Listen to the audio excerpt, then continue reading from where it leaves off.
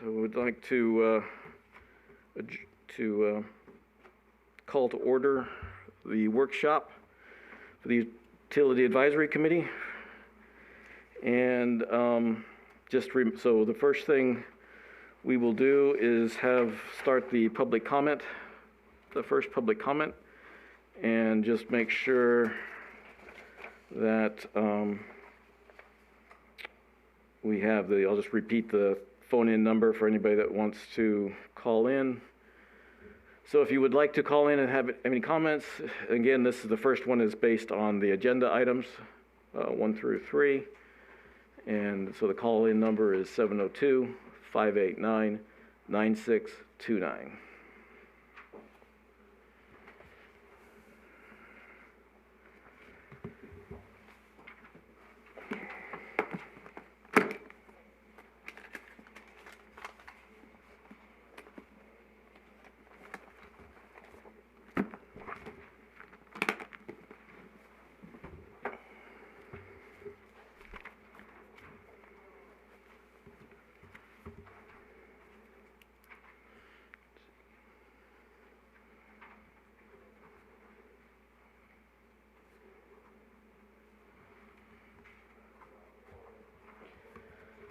We'll just give it a few more seconds, and I guess we'll call it.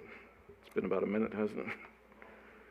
So, okay. Well, there isn't as much on the agenda right now, actually. So maybe after that. So I will close the public comment period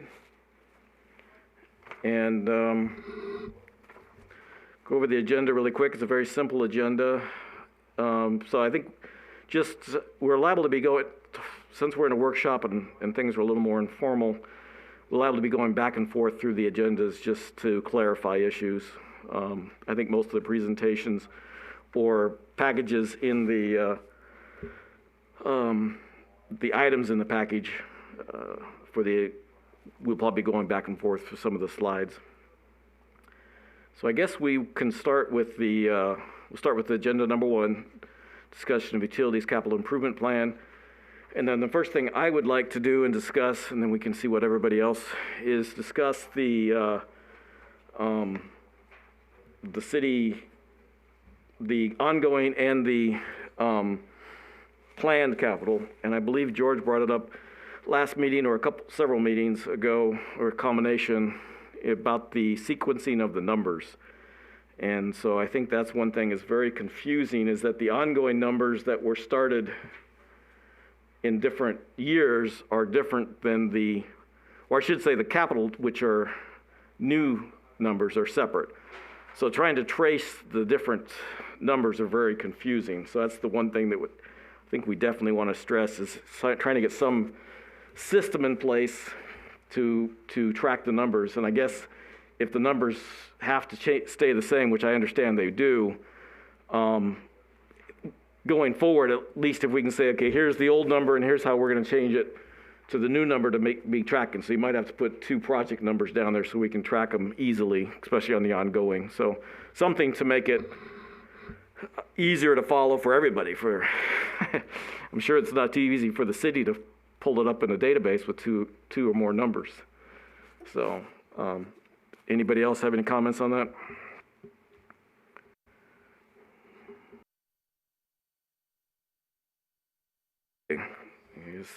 Nothing on that, then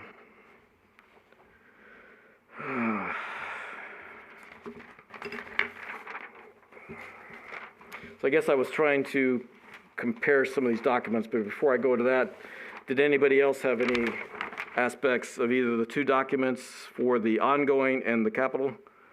Anybody? Dennis?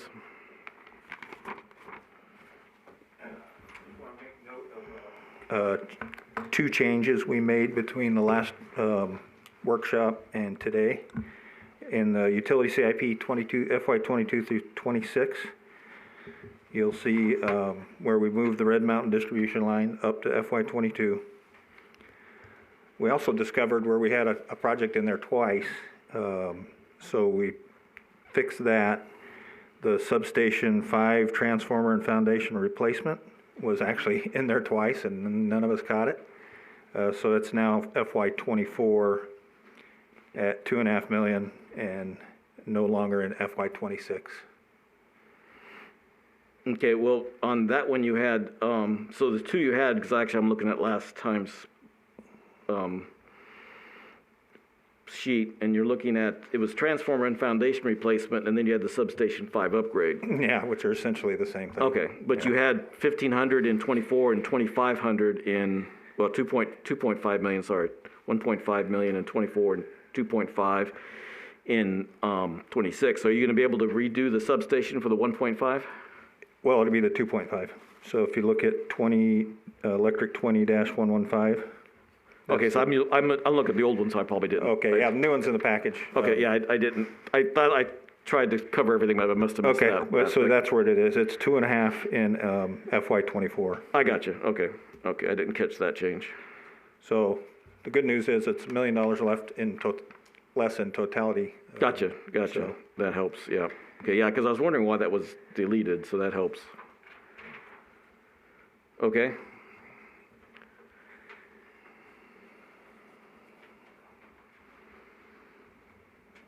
That's pretty much it from me. We didn't make any other changes in water or sewer. Okay. Let's see, so, I guess like, let's see, what am I, okay, so I'm still looking at the old one, so that's, well, the pressure building, did I miss the, so water 20105,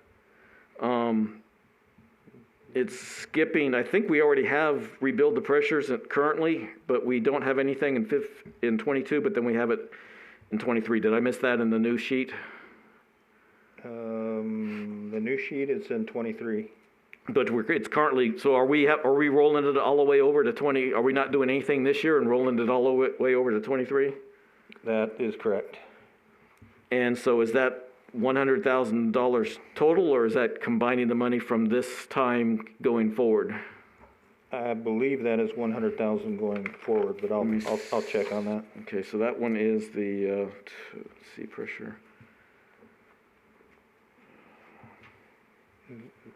Okay, so yeah, it looks like it's just 100,000, so it would be, so we would take it out of this year and put it into 2,000. So you're gonna check just to make sure that. Yeah, just to make sure. But it looks like the way it is that it would just be 23. moved and not added.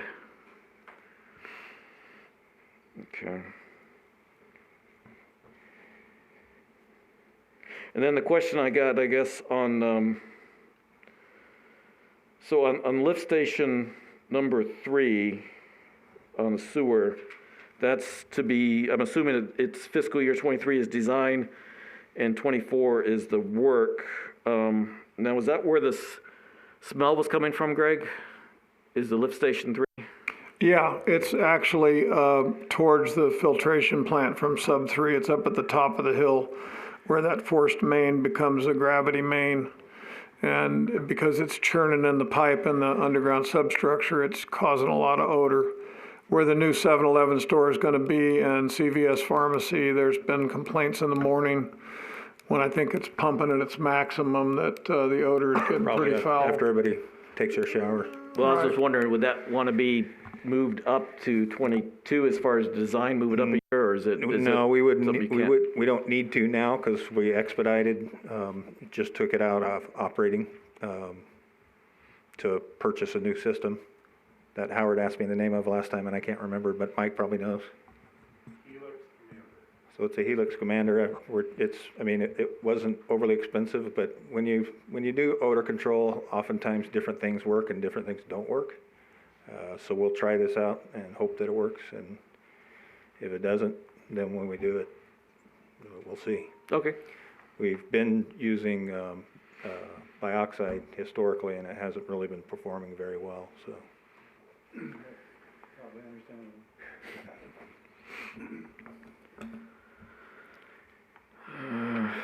Okay, I think it was also recommended that if we could in the future, the, let's see, the ongoing has a prepared by and a date and all that. The utility capital plan doesn't have any date, so would that be possible? Yeah, we'll add that. So at least we know which one we're looking at. Yep. Been made a little bit easier. Nope, that's a good idea. And maybe I'm asking a simple question that I'm not, or maybe I'm not going to state it, but I'll just ask it the way. So how are the priorities used, and how is it going to be, are they going to be used to help push the projects to get them done, to keep everything sequenced properly? So I should say, your question is a valid one, because on one side of the equation, I look at them as all being priorities, because we know they need to be done, but in some cases they're priorities because one project has to get done before the next one can get done, especially with regards to electric. The priorities in water and sewer are more based on the condition of the asset.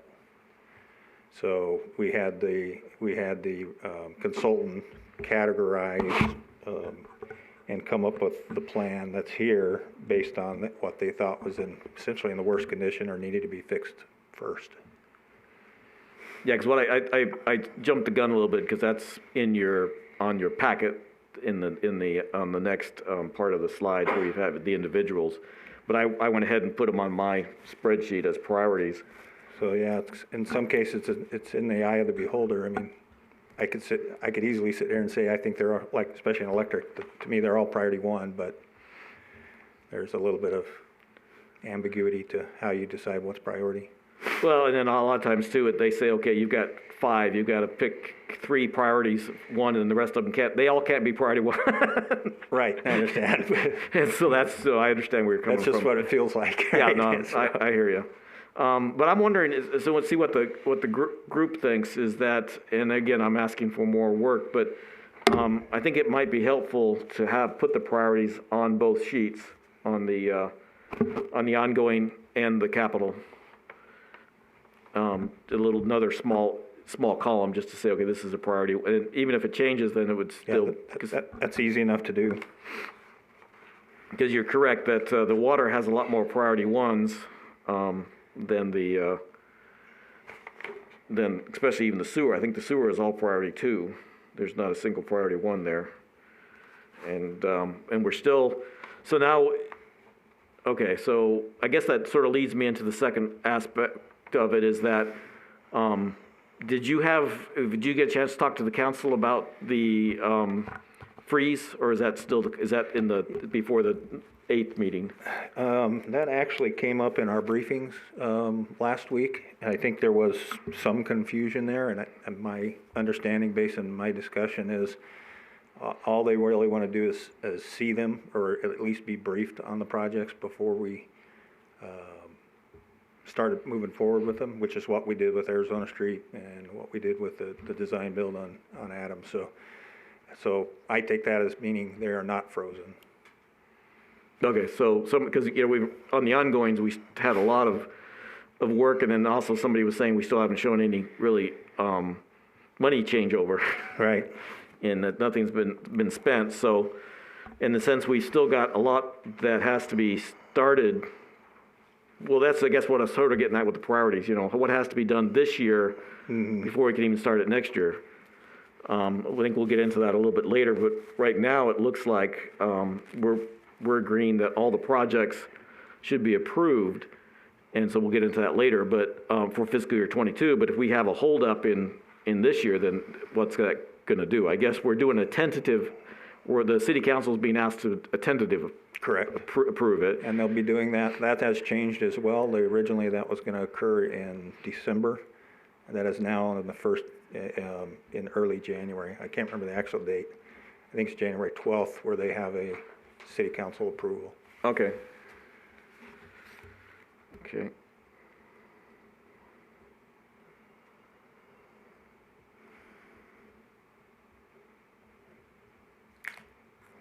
Okay.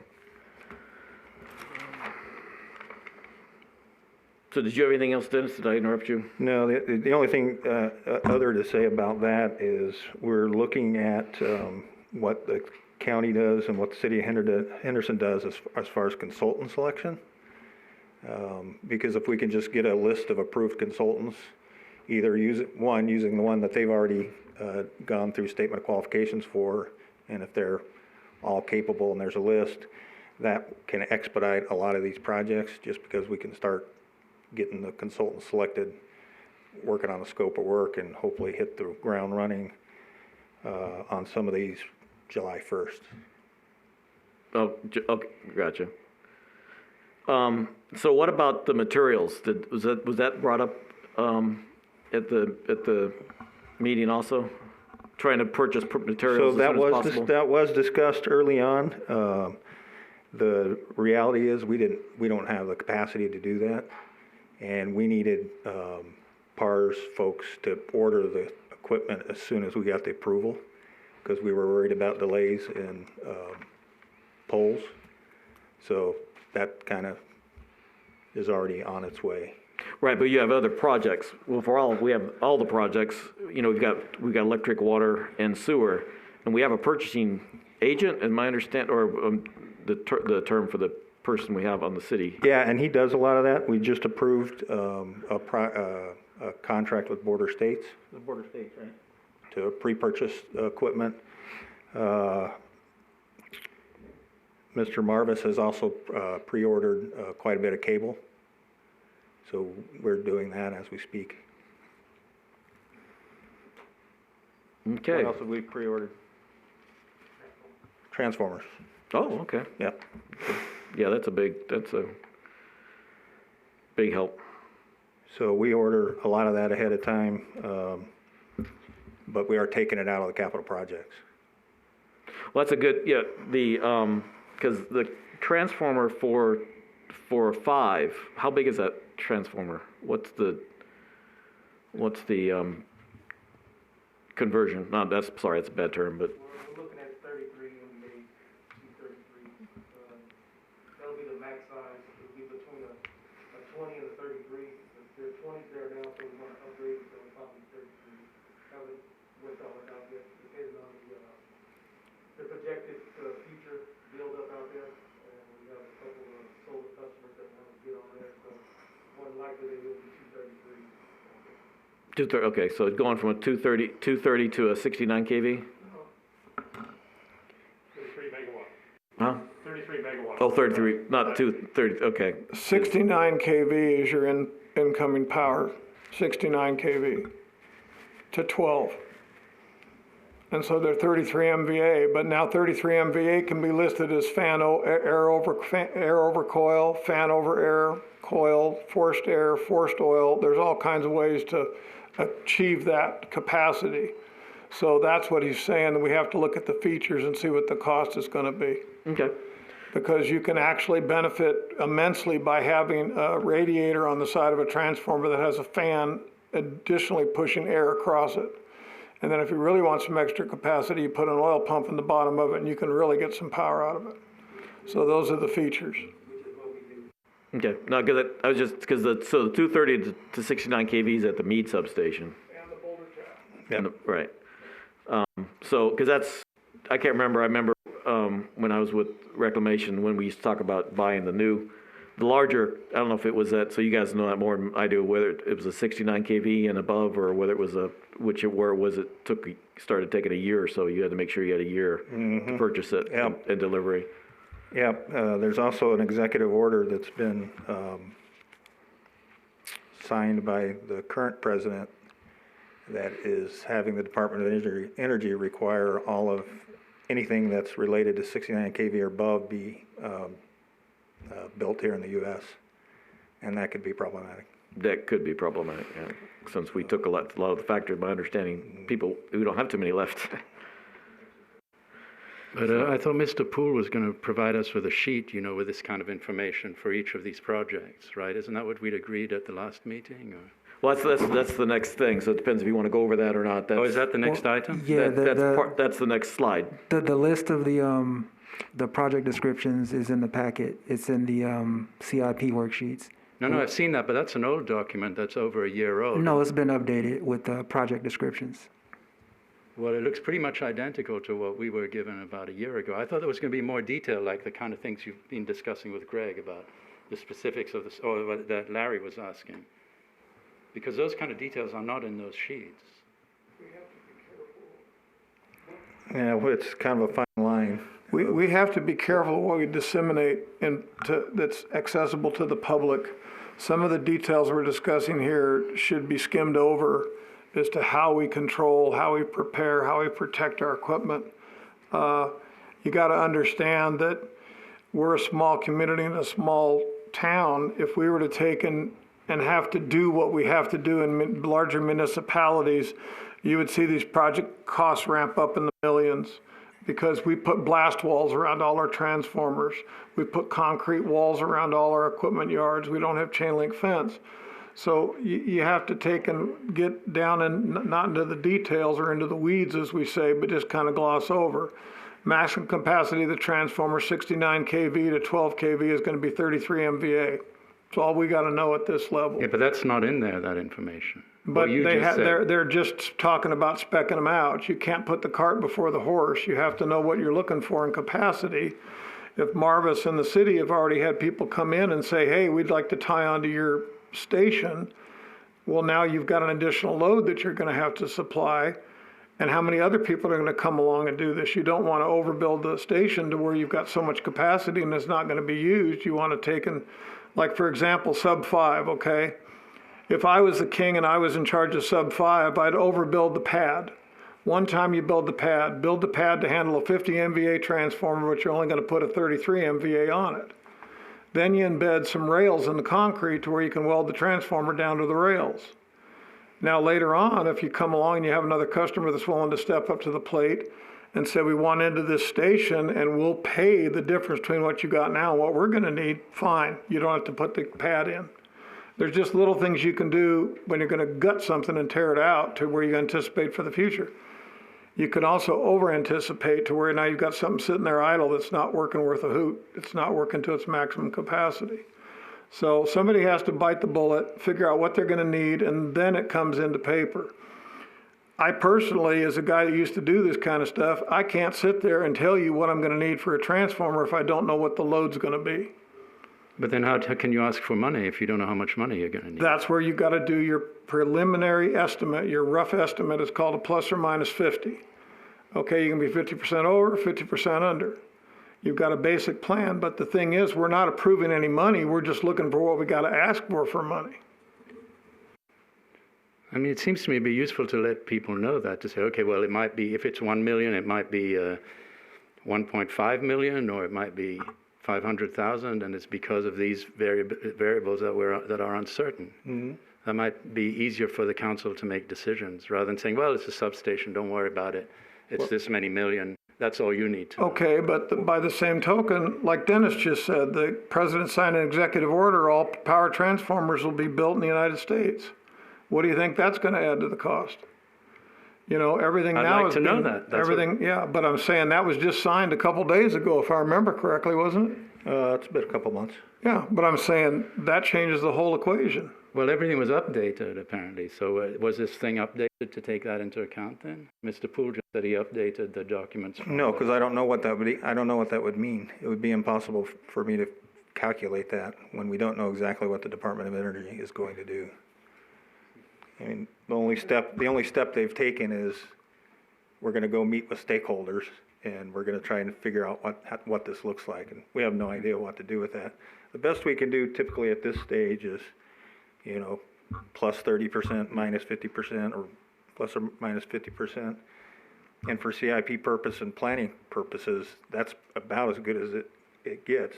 Some of these you can refine a little closer, and some of them you can't. But even that might be worth saying, well, here's our estimate on the uncertainty for this project. It might be 3 million, it might be 1 million, you know. Yeah, and that's the case for any project. I mean, yeah, but that's not in there. Your estimates, uncertainty estimates. And I've never seen it put in there like any CIP anywhere in any municipality. Yeah, because my idea is we'd requested these sheets for each project, but we weren't requesting sheets that we already had, because we know those already. There's nothing new there. So I disagree. The exact the request, project descriptions have changed. Yeah, the exact request from previous meeting was project description, which is what we put on here on these sheets.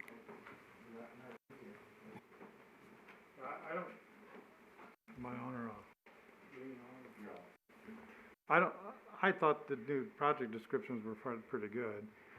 from this angle, until they get into the actual CIP and getting more estimates and hardcore estimates, it will change. I mean, I've seen that numbers like this change dramatically, depending on some of the factors we just talked about. Right. So I like the fact that this is a project description. I can figure out what the rest of it should be, but I'm kind of agreement with what's been said as far as the details.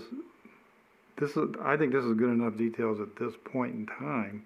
It's just when it starts getting expanded and goes to design, pre-design and things like that, then these numbers are gonna fall out and you're getting the exact budget. But the plus 50, I've never heard of that really. I've never worked in that range, but I think it ends up doing that. I've never heard it called that. Yeah, and typically it's not that far apart, but. True. Sometimes we're 5 years out. Yeah, exactly. There's 5 years out, but I think what would be more toward you're saying is like the things that are coming up in the FY '22 possibly be a little bit more detailed. Well, that's what I was than the referring other to, was FY '22. one. because FY that's what we have to '22, approve. but still, I think it's a little too early to get that detailed in this type of stuff myself. I would think it'd be hard pressed for anyone to come up with those particular details unless we were almost in the design phase. And then you turn it over for an estimate by an engineer or someone else, by a consultant. So I'm pretty happy with what I'm seeing now. Before, I was pretty much in the dark. I like what I'm seeing now. So I'd like to. And Well, it's just George, my opinion. I mean, we'll have I'm a just good, we'll one have out a, of we'll have seven. a good idea, when we open bids for Arizona Street, which I believe is tomorrow, of how good we were with that estimate. And maybe we were and maybe we weren't. We're gonna find out, so. Well, I think everybody brought up some good points, and that's where we're still struggling to try to understand a lot of this stuff and trying to figure out. So, I think the design, so maybe, because I have said, trying to get a better understanding of the definitions and stuff, so, but you guys have brought up some really good points. Those sheets were more like, so if you have a workshop, and if you're going to the council and stuff like that, that's some basic information to Right. do it. And we do have a problem with safety nowadays, or security, as far as what we can and can't put out to the public, as Greg has said. Yes. But I think one thing to do is it might be helpful is that if we can at least, because that was one of my things in the report today, is that for the capital, is that, okay, let's point out that this is design phase. And then, so that at least, that way you're saying, okay, now so for instance, on the, let's see, well, even the substation 3 rebuild, okay, you're asking for the design, for money for the design, then you'll know more in '22 what the fiscal '23 might look like. You might have a better idea what the money, Right. is that still gonna be That's $3 million? Is it Yep. gonna be, So more, is it gonna be less? Right, so when we eventually get a engineer's estimate, we can modify it in the CIP. Right, so that's one thing I'm pushing for in the report, is that each one that it's design phase, and I think the description would be helpful too. Just put that this is the design phase or something like that, so that way it's clear that you're getting more information. You still need to get more information. Does that make sense? Yep. So, but then I guess the question is that, so, I think this committee was also established to help so that the council didn't have to have as much information. We could explain some of the things, but, so is there a way that we can get some information that maybe the public, we can't put out in public? So how do we do that with the public open law thing? I don't know. You can't. Okay, so, yeah, it's just a matter, okay, so it's just trying to figure out, or we do a workshop with the data and figure out what we can do. Yeah, right, but we could maybe work with something, but it's maybe something that we just try to go forward with and try to get a little better understanding, but understanding that we gotta be careful on what can be, put out there. I mean, what seems to kind of work is when we get the maps for you guys to see, and have those discussions. I think that's one method that works pretty well. Yeah. It still protects the information. And to me, it seems like a little bit of it should be oriented in, we know, like, say, for instance, what this project's gonna be, what their estimate is at this point in time. When it comes down to it being, when we do get an engineer's estimate, if it's plus or minus 10%, we're probably good. I think we're probably could all agree that that's pretty close. If it's like 25 or 30% over, especially, we want to take a harder look at it. I would say at that point in time, find out why those overage occurred. Could be equipment costs, whatever. And some of these things that just came up, like, you know, there's new mandates that we have to follow different rules. So that's when I think we really need to get to the nitty gritty of ask that question, why is it over that much? Or even why is it under that much? Because that ties up other funds in the wrong categories. So it should be looked at it both ways. But I would think we should be safe to say if it's plus or minus 10%, it's pretty darn good as far as if it matches what was estimated now and 2 or 3 years from now. So that'd be my thoughts on how to look at this. But again, I feel like I've got a lot more information to work with, and I understand what you're saying in the descriptions. If there's something wrong, I would say it, but I think it's good for right now, so. Well, I appreciate I appreciate the updates. So I did see that the updates, there was still a little bit, I could agree there would be a little bit, but it's sort of, we've got to figure out what we can and we can't. So Right. I think we've been saying more and more in the meetings is that the workshops are going to be what we can do more so we can talk among ourselves, we can discuss this more, try to make sure, just like today's conversation, understanding more, Right. and then trying to get it out. So the more we can do, we can have good discussion, the more we can vent and figure out what we do have or don't have, and what's the important stuff, and what we can bring to the council to make their job easier. Right, I agree with that.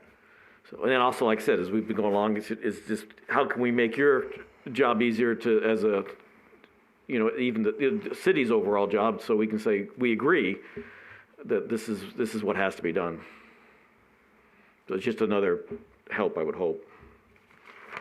I think that was my major concerns. Well, I guess so. I'm afraid the second's going to be a real busy meeting, but you're expecting to have an update of the ongoing on the second, is that correct? Yes. Okay. Yes. And then the 16th, we're planning for another workshop. 16th of December. We put it on the schedule for a potential workshop. Okay. Yeah.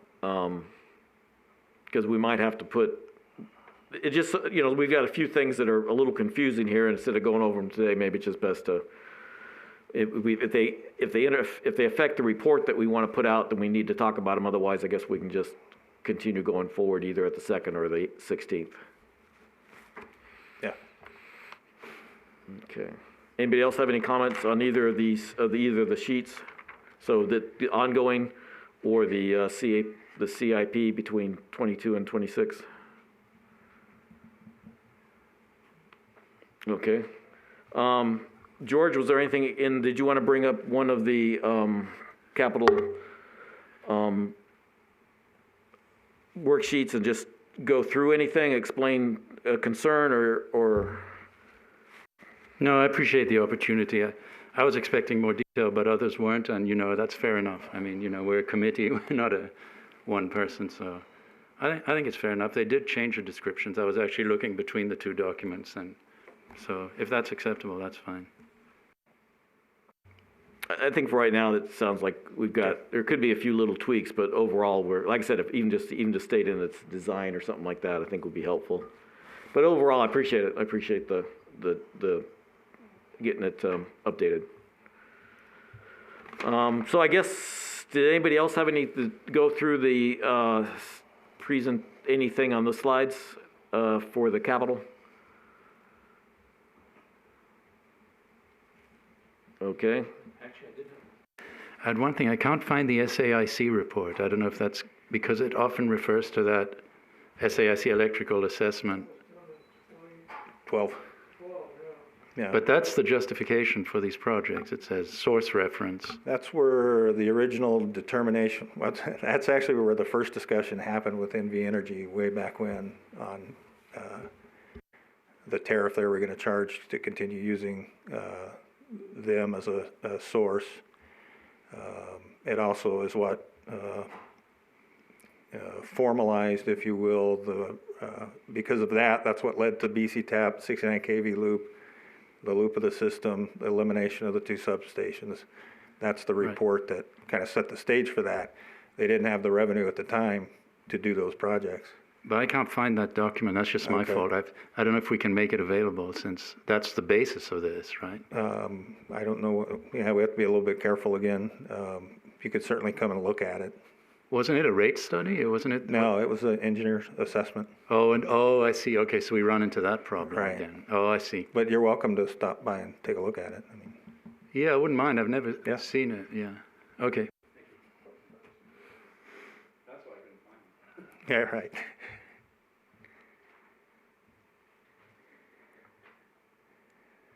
Okay, so, so like I said, today, I'm not sure we're necessarily closing everything down, because we'll liable to come back to Sure. it in reference, but we'll go ahead and go on to the,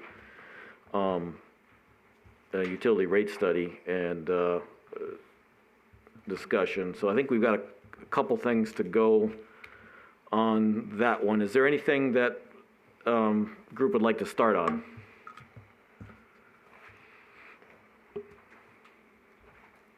Dennis, did you have anything?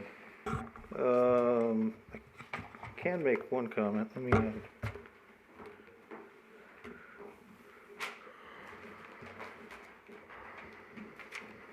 so you and I'm just gonna go straight towards the, table with the water rates Okay. per our discussion on the phone.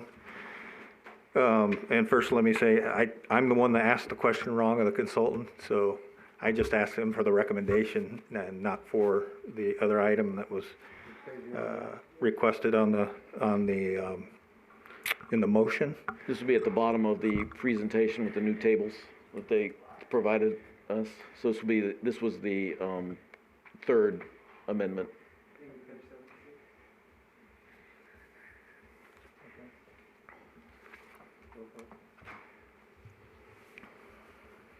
Okay, Dennis. So my only comment is, I wasn't able to get to him to have that table made, but I did have a discussion with him shortly before, right around lunchtime. He highly recommends that what's shown in here is the recommendation. The reason they recommend that is you already have an inequity, based on meter size between residential and commercial. And his professional opinion is, this is the time to fix that. And so that's why they've done what they've done with residential, single family, and the commercial. What page are you on? It's the table that looks like this. I'm not sure what page it is. I 76, Ned. As an example, right now in residential, single family, a 5/8 through 1 inch is $37.56. In commercial potable, it's $32.99 for 5/8, $32.99 for 3/4 inch, and $57.13 for 1 inch. Well, that really doesn't make sense. There should be no difference essentially between residential and commercial. So that's why they took the $10 reduction and then applied it to all the meter sizes based on capacity. Well, I guess we would need to do more research, and that was part of the problem with having the reason to have two, so we could see what the $10 would look like and to see what this would. I guess the $10 we can sort of figure out on our own, because this was definitely a percentage done to get to reduced on the rest of them. So you took, in the recommendation, it was $10 and it had 1 and 2, and it was combined into one table. So we asked for both, and so there was a misunderstanding. Right, and I'm just saying what the consultant is recommending that you don't even consider. Right, but if you go to the commercial rate at the potable, and you go down to the 6 inch, is where you get a really drastic, well, I guess even the 4 inch is pretty drastic, is, so the 6 inch, you go from $1,400 to $551. That's a pretty big drastic change for one big deal. So it's one of the things where we would definitely have to read the report to try to understand the justification for that big of a change. Yes, and since you mentioned the report, it's fresh, hot off the press. I'm hoping to have it to you guys by the end of the day tomorrow. Okay, that'd be great. Yeah. So Mr. Chair, I'm looking at the information that Joshua sent out to us. It's page 68 of 86 of the scanned document. The numbers aren't even on here that we're talking about. So this was dated 9/9 of 2020. Is there another water utility design rate? The one we're talking about is page 76, if you don't know what's on. 76 or 78 for the two. yeah, it's the third amendment that was done. It was sent out on Monday. My document is page 78 to 76 for the water rate, $10 fixed charge reduction. Yeah, I've got it now. Thank you. Okay. It's page 78 of the scanned city documents. But if you're looking at the, yeah, they didn't put a page on it. All right, thank you. So I think I'm afraid we don't have enough information to say that there's a major discrepancy yet. So, because I went back and looked at the resolutions all the way back to 1978. And the water there's been a difference between the residential and the commercial ever since 1978. Right, and we don't know what the basis of that is. So this is the time to clean that up, because now they would be based on this exact same thing. But you've had And several rate studies since then, and nobody's seemed to have an issue now. So it doesn't mean. So I don't want to go to say, well, we've always done it that way. I don't mean to say. No, that. I'm saying is we don't know how to recreate what they did. So this is a methodology that would fix that moving forward, and we would know what it was based on. Well, we could go back to, because I just did a quick brief because we were going to have to take some time to do it. Looking back at 78, you didn't have the extreme, and I think 78 all the way through possibly 2004. I have to go back and make sure I'm saying it right. But there wasn't any major changes. In between 2008 and 2016 is when the major changes hit. And in the current resolution, there's an asterisk in 2016. It says based on the SNWA, something to do with SNWA, I guess. I'm sorry, I don't have the exact terminology. But evidently, I'm assuming that there was some additional cost and they sort of set these things out. So there is a possibility that, yes, since you went, these are really large, but if you take this change, the changes here don't even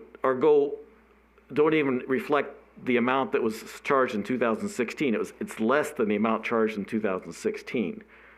So that's part of the problem is that we just need some better justification. So the $10 to say, okay, let's start with the $10 across the board and that's what we were told. It was a $10 reduction, not a percentage reduction. This is a percentage reduction. Well, it's a $10 reduction on the small meters, and then you base the calculation of the meter based on meter capacity and size.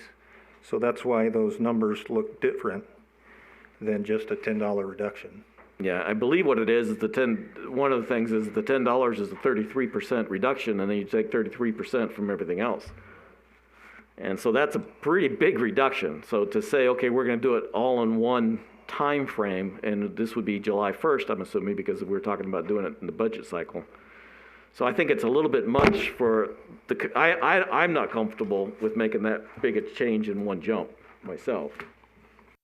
But these numbers, the new numbers that will generate revenue are still going to allow us to proceed with the CIP projects, correct? Correct. Because we have such a large reserve of CIP money. Yeah, what they do is they build the rate design, they put it back into the rate model, they make sure because we now know what the revenue requirement is. Correct.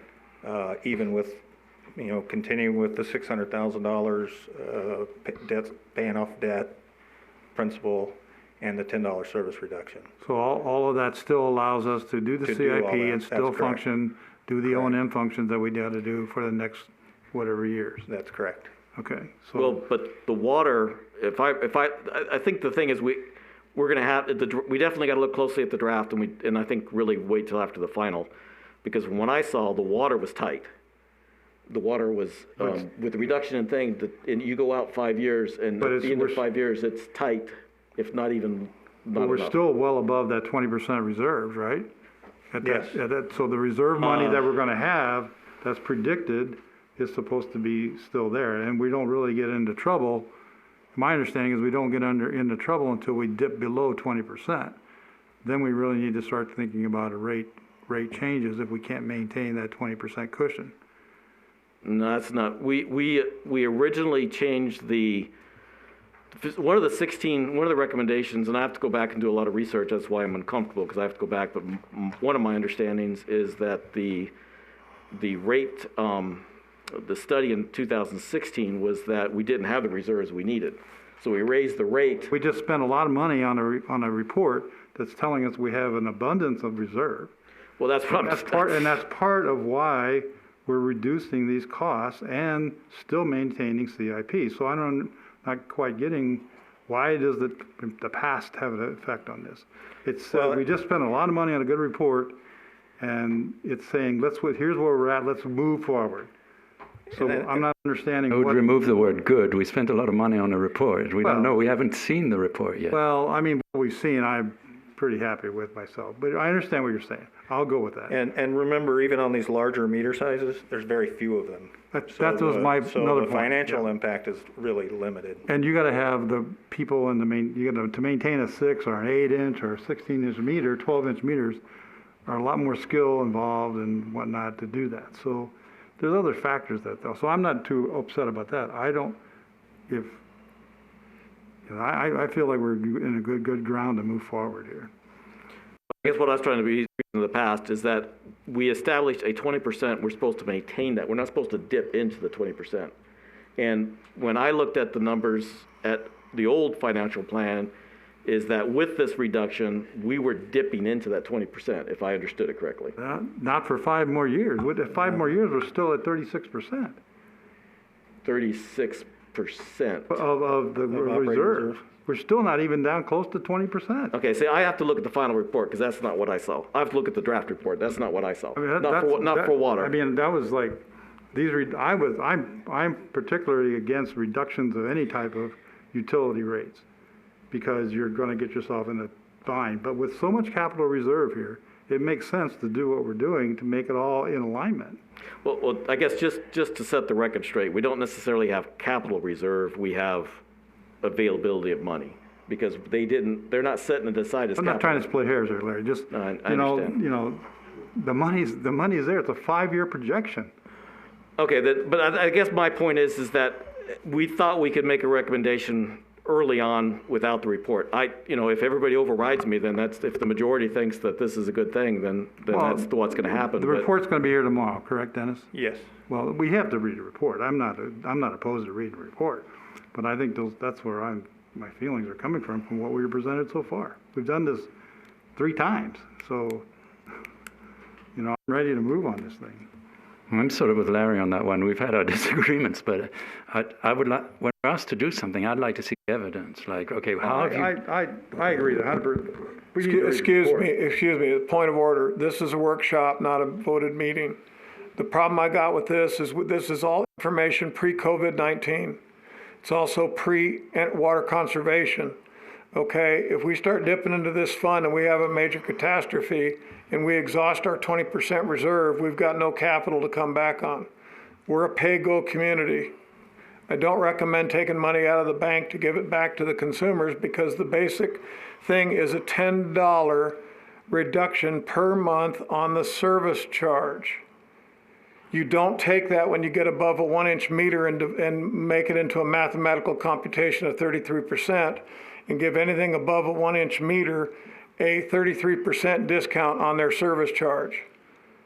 You're gonna have this doggone town in a mutiny over that, because when they start looking at these documents, when they get out into the public, you're gonna have a war on your hands. A $10 reduction in service charge is a $10 reduction in service charge.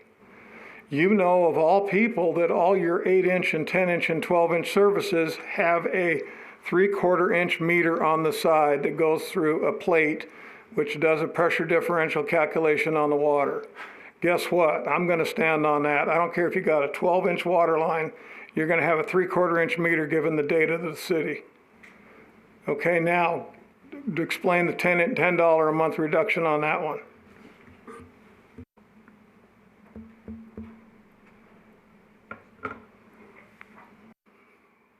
Just for the record, it's not 30%, so I don't know what it is. But It's capacity based, based on meter size, so. meaning the diameter of the tube, because that would be. Correct. So they're So- scaling by the square of the radius, which I thought they might be. So I don't have them with me, but they're in, so AWWA has specific instructions on how, once you set the rate for the smaller meters, then it's based on capacity and meter size. And there's multipliers you use for each size. So, 27.56, would be times a certain multiplier for a 2-inch. That's what would create the meter charge for a 2-inch. I don't have those numbers with me, but they'll probably be in the report. I mean, if you double the radius, you would multiply the area by 4, and so you'd expect it to be a $40 difference for in other words, we don't even know what they did. Well, typically when they Well, calculate these kind of rates, That's information we can get. They don't, it's just not in this table. Yeah, but how are we supposed to decide when we say, okay, they said Because we had abracadabra? professionals do the report. Sorry, I didn't mean to interrupt you, but that's right. I'm not denying they're professionals. I'm an amateur. I've never pretended to be anything, but I can do arithmetic. Right, and we can provide you with those numbers. Yeah, but we shouldn't be being asked to vote on things when we don't know how the calculations were done. Well, now, what I'm going to say is typically when they design these kind of rates, they look at for instance, the size of a meter. That if you got a 10-inch line, you get a lot of gallons per minute through that thing, and that means that you've got an infrastructure. You have to be able to supply that kind of water to whatever the customer is. That means you've got reservoirs involved, you've got mains involved, you've got valves involved, you've got all these expensive things involved. And so that's typically what goes behind, and I don't know what they use for these, but that's typically what goes behind these things is how that impacts the system. The customers that use that kind of water, they require a lot more money invested in the system to do what they need to do. And so I would imagine that these numbers had some basis in the size of those mains they were dealing with. Yeah, so, and I don't know what they were. We'd have to go back and, like you say, take the diameter, the square inches of pipe size, how many gallons per minute you can get through that pipe, and run the numbers and see just how they compute. It's very specific in the AWWA manuals for rate setting. Yeah, like I said, when I saw I think there's a pretty big difference between the 2008 resolution and the 2016 resolution that did the water. And so there was a major change, and then it just jumped with all the increases in this. So I think if we could find, it'd be helpful to find why it went up from 2008 to 2016. So because for some, was it arbitrary? But it just be, instead of just reversing something that was done somewhere around 2006, well, it's done between 2008 and 2016, you're reversing that completely. And it'd just be nice to understand why that was done. Right. And there's something flawed with the process. If when we look at past studies, we have no idea why they did what they did, and we don't know why we're doing what we want. There's a sort of opaque, the process isn't clear. The studies should be written so that you can reproduce their reasoning, 5 years later. It shouldn't be like, well, that was 5 years ago. We have no idea what these guys did. Doesn't make sense to me. And I hate to disagree with you, but we also have a rate model that comes with this. So we will know exactly what they did. But can we see this model? He talked about some computer code that he was going to supply, which would enable us. I'd like to see that and to see exactly what they're doing. Sure. I mean, I guess it's for $200,000. What is it? An Excel thing, or is it written? It's a huge Excel spreadsheet. Yeah, I mean, probably, I don't know, 30 different spreadsheets, maybe more, that are linked together. Well, it's an algorithm, and there's a number there, and then they do another number, and let's see what they did. Well, they're more than welcome. I'm not sure how we would do that, but Well, I guess what I was We'd have trying to think about that. Yeah, what I was trying to get at is I think what we talked about at the last meeting, hopefully I didn't mean to raise my voice, the aspect, so just, in that we were trying to, one thing that we were trying to get the low fruit. We were just trying to say, okay, this made sense, and let's make some early recommendations, and see what we can start moving things forward in. I think we still might be able to do some of that, and so when we get down to the recommendations, I can bring up a little bit more on some of my thoughts and see if we agree with it. There's a lot of different aspects, and I definitely don't want to make this controversial or he said, she said, or something. I apologize if I put anything into that. It's just trying to get the facts, and unfortunately, with this information, we definitely have to do the draft report, if not even the final report. And so that's where I think some type of we've talked about discussing the draft report. So I guess that at the December 16th meeting, and that would be where we could make comments or start discussing things as a group. And the other thing too is I think we want to have a workshop after the final report. And then we can start breaking down the different aspects of the reports and say, okay, what do we see? How do we feel? And then just try to stick with the facts and see what we can come up with to do. So I think some of the stuff, like even the motions we did and some of the recommendations we had in the motions document at the end of the agenda here, we might have to revise a little bit to see what happens. And maybe it'd be helpful for the committee, George, and if to have at some point in time, even when we get another table, have the consultant call in, because he can probably explain it better than I can. Yeah, I'm just how- a bit on how this skeptical was about done. this whole process. I mean, the fact that he didn't even understand my question about uncertainty, that you're trying to do projections into the future, right? We're trying to minimize risk, so we have a working grid in 5 years. And I said, well, what is the uncertainty in the numbers you're putting in? And he didn't even understand the concept. He was like, well, you're worried about uncertainty? Okay, we'll just put 2 zeros at the end of everything in the spreadsheet. Well, no, that's not what I was asking for.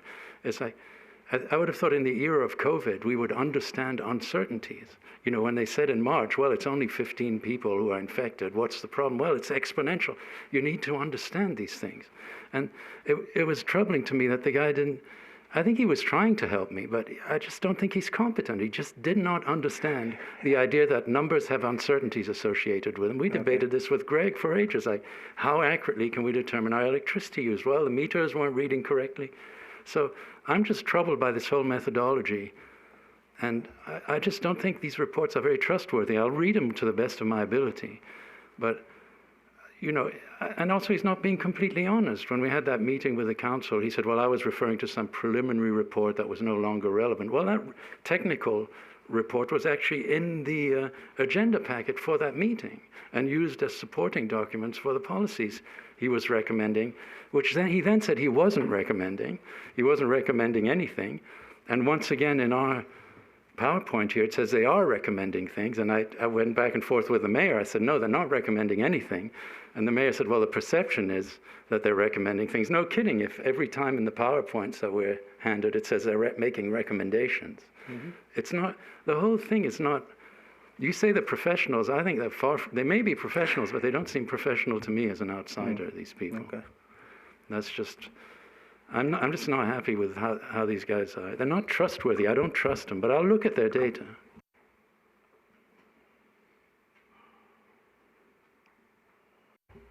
Okay, well, I appreciate you looking into that. It's just, it's a confusing factor for all of us, and we, so trying to figure it out. But I think on the electric rates, that looked pretty good, except for there was one glaring situation with that. It was unfortunate, was that they had the city as a reduction.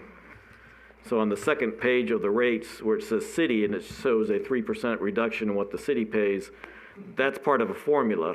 And so you can't just say, well, it was this year, it was 0.0387, we're going to reduce it to 0.376. So those with the things, it's problematic when you see something like that, because that was an obvious mistake. If you would have read the resolution, that's not what you do. the resolution is clear on what the city pays. It's based on a previous year.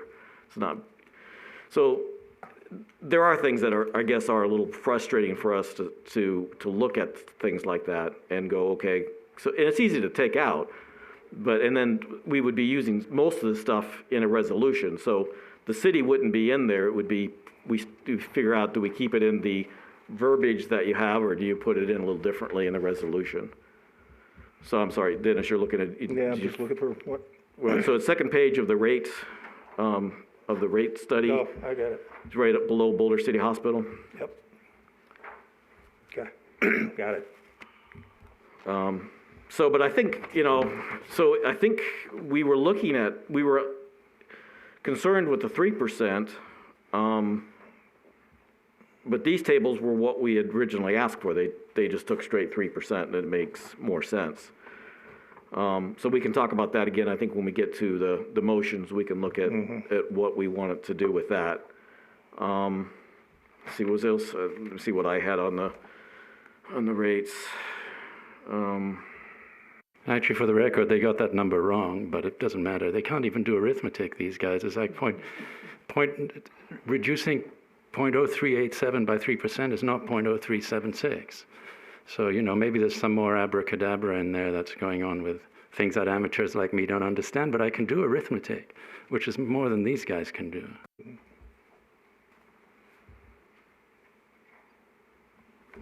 It's a small error. They just rounded it off wrong because they don't understand rounding errors, which again is disturbing for professional engineers, that they don't know how to round numbers up or down depending on what the next decimal place is. Well, Excel has a tendency to do some things too. So Excel's rounding errors, sometimes they're different.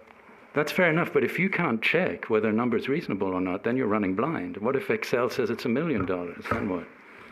Well, I think that's what we're trying to do. That's why we need to take a closer look at the draft. There's some things that we need to look at, and I mean, it's close enough, but there's no justification for the 3%. It's just like, okay, again, I can do arithmetic. I know what 3% less than something is, but it's not saying why they want to do this or why they then want to raise it back up for the next 5 years, having lowered it. It's just, okay, we can roughly do 3%, even though we're not quite sure how to round off numbers. Fair enough. What does this tell us? How are we supposed to decide anything based on this? Well, so we know that there's two. So I don't know if you said you had a chance to look at it, Dennis.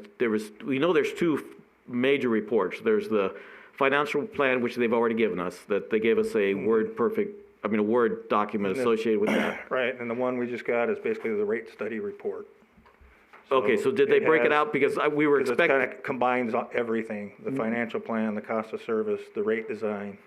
Okay, so the cost of service then is another package. I'm assuming It's is at in least, this report. Right. So it's another big several pages explaining why they're recommending it. Now, I guess, did they break out the recommendations in the report? Did they explain why they're recommending them? I have not gotten that far yet. Okay. Just got it. Okay, because that's probably, if it's not, that will, I guess, will be one of our recommendations, because I think that's what we're a lot of confused. There's certain things that are explained, but some of the stuff is, if it's not in more detail, the spreadsheets did not give us enough information, especially being in PDF.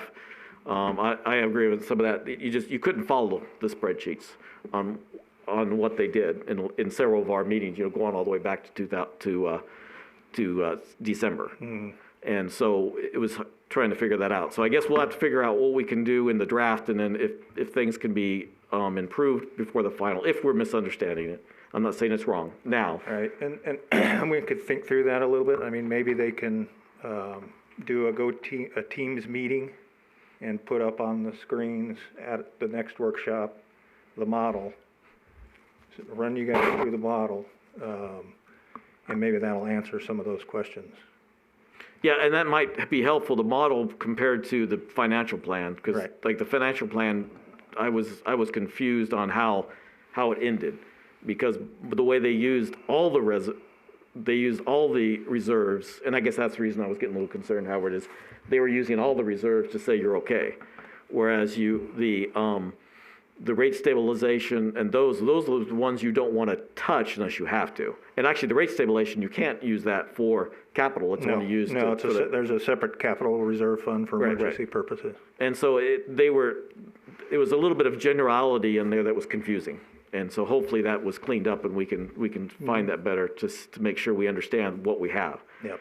And then look going forward. So, yeah, I just took a quick look at the rates, so I didn't exactly combine everything to see, but the city was, as far as the 3%, so that one was closer. But yes, we still have the problem with trying to figure out the cost of service compared to reducing this, and then trying to figure out what the cost of service is going to do.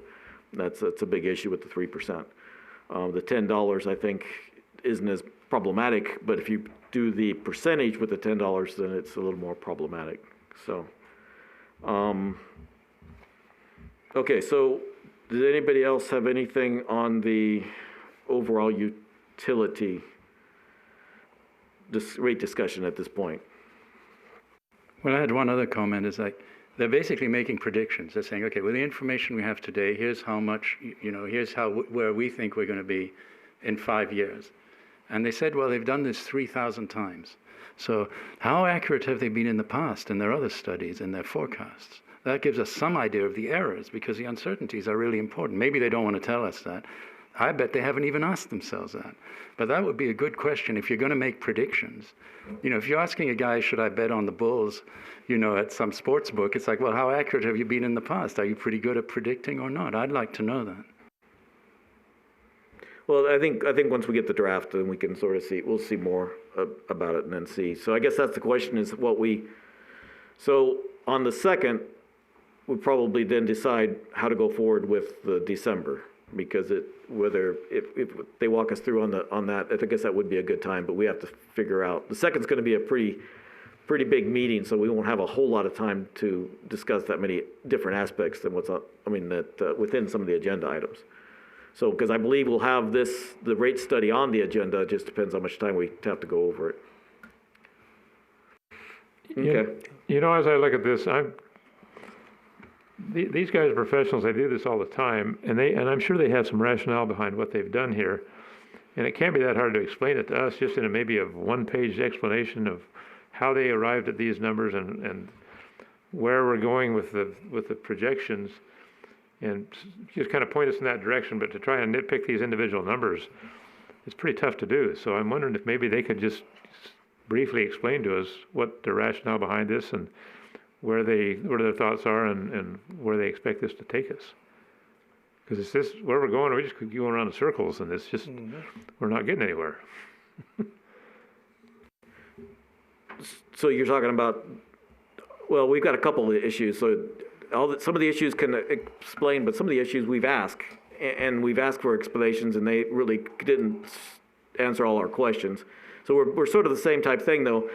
My understanding, so just I'll say the last thing and then try to stop it. I think part of our confusion is that, okay, this is, maybe my understanding is that, like, this $10, go back to the $10 and the percentage.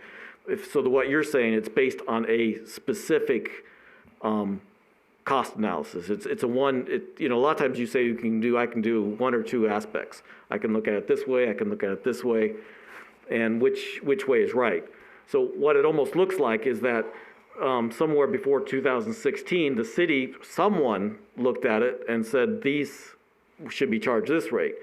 Now, the consultant, to my knowledge, hasn't looked at that old aspect. It just said, here's the new information, and this is what I'm based it on.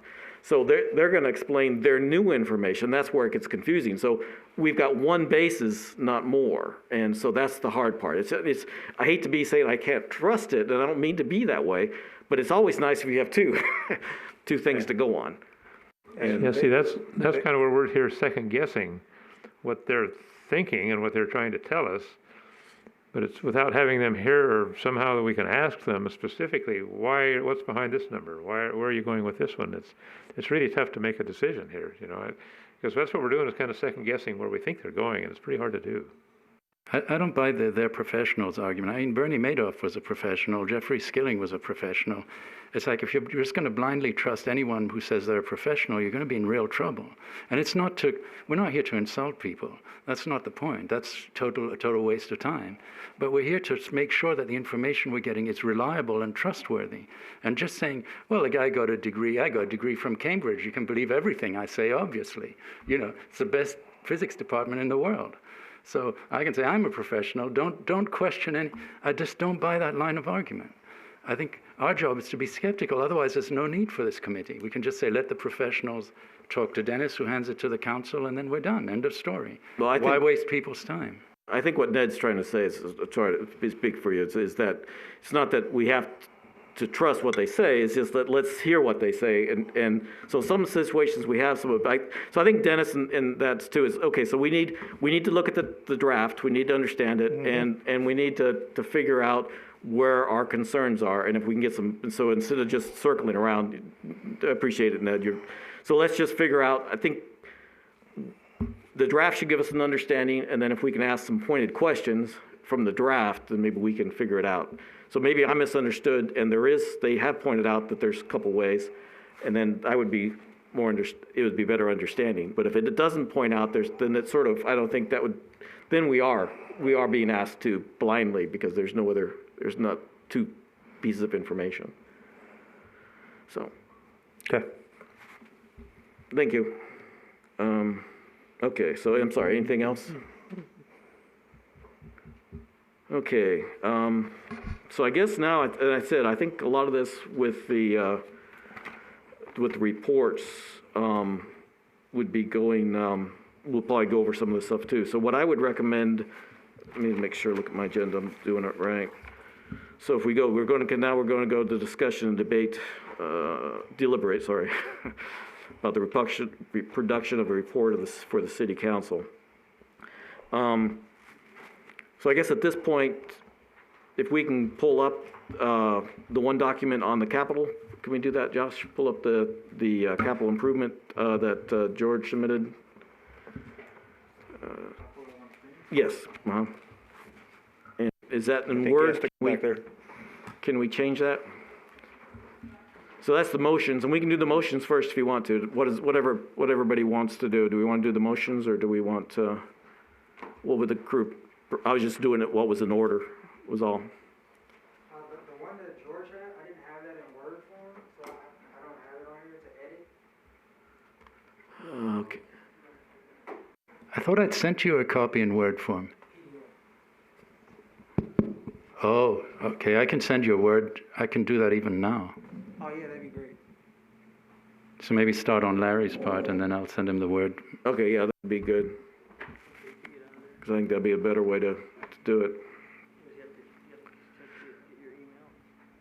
Okay, so we'll go ahead and start on the motion then. Josh, will he send you that? Do you have access to your email from there? Over there, Okay. Let's see, we haven't been too far in, but do we want to take a small break while we're looking at this, or we just keep going? Okay, I'm getting a head shake, so just move along. Okay. So I guess if you want to pull up the motion again. Okay, I guess we are a little bit, can you enlarge that probably 2 or 3 times? That's as big as it gets. In Word, you can enlarge Word. You can enlarge it. You can enlarge the view by 200, 300% in Word. If you go to View, go to Zoom, and enlarge it that way. Okay. Yeah, there we go. Great. Thanks, Larry. I don't care what they say, you're all right.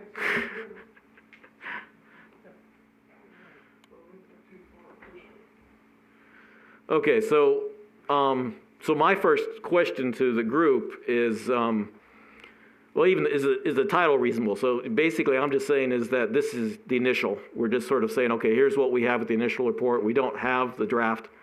So that's one initial recommendation regarding rate consultant suggestions. Okay, well, you're thinking about it. So then the Utility Advisory Committee has been informed that a rate to be, if the rate is to be increased or decreased outside the regular budget cycle, a business impact statement has to be developed. Dennis, do we have, so that was just sort of a placeholder, unless that's reasonable, but I didn't know if we can, if you've got, if we want to quota, is there a state, you said you found something out, is there? There's a state NRS. So maybe we should, can we put that in there? You don't happen to have that by chance, do you? But I guess we can. I could run downstairs while you guys are. You can do that, or we can add it later if that's not a problem, as long as we put it for the public. Yeah, it's easy. It's easy to do. Okay, so if you want, Josh, you want to just put a placeholder? Now, is that sentence reasonable, or do we want to change it for more clarification?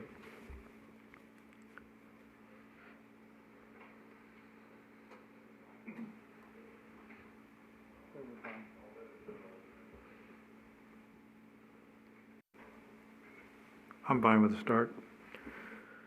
And then, yeah, if we get that in there, then I guess we can, then that states where it came from, and everybody understands it's not just something, yeah. Okay, the city believes, now this is, again, so Dennis, if you know, I don't mean to put words in your mouth, but the city believes it is better to include any rate change in the fiscal year 2021, but 2021 to 2022 budget. Is that reasonable, or? Yeah, that's reasonable. Okay. Okay, so there, do we want to include that the rate impact statement, do we know, would we assume, I'm assuming that it could be 3 to 6 months minimum to prepare that, if not longer.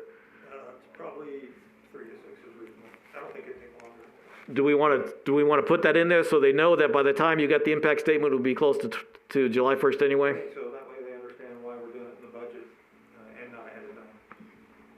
Okay, so then, do you want to say 3 to 6 months, or just say it's 6? What do you think is actual time frame it would take, or close? Probably 4 months. Huh? Probably 4 months. Within 6 months. Yeah, you say within 6 months. Within 6 months. Okay, so yeah, Josh, right? I guess it's the new. No, I think what we need to do is do we need a new sentence? We'd say that the business impact statement could take up to 6 months to complete. How's that with the new sentence? And so we're most likely not going to get started until January anyway, so then you're looking at June would be the earliest, and so you might as well wait till July. So is that clear enough, or do you need any more information? No, I think that's good enough. Okay. Let's see, it is the UAC's understanding that at any rate or, let's see, make sure that I'm reading the right line. Our service charge, it gives a glare on there for me, I can't really see it. Thanks, that's the reason I'm going ahead and reading it. 2 kilowatts, half the lights, That might help. lights to the center.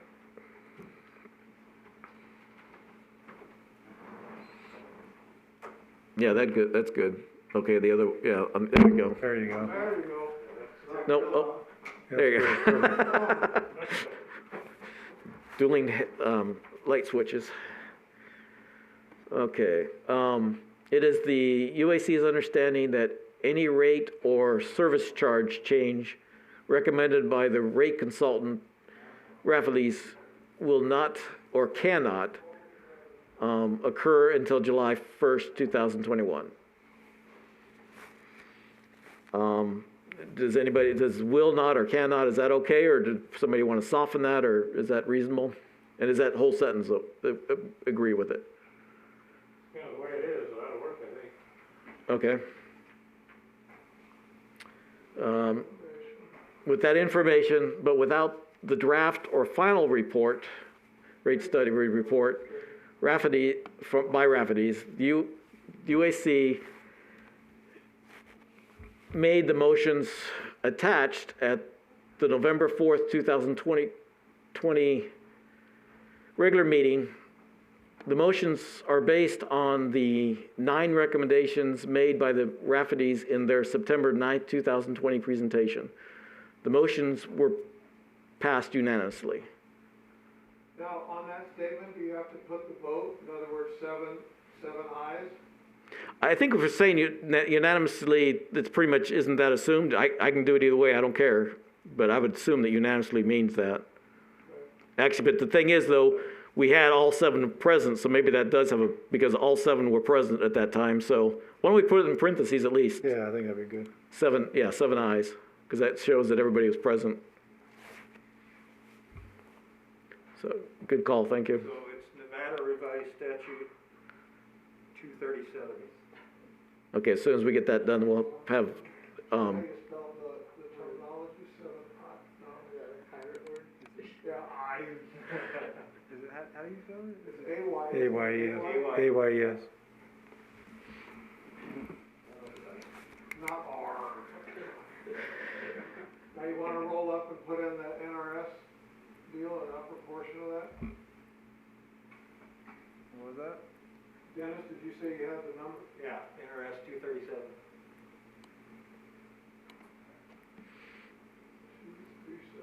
There we go. Use your microphone if you're talking, please. Thank you. Thank you. okay, so my thought was that we would try to explain what we did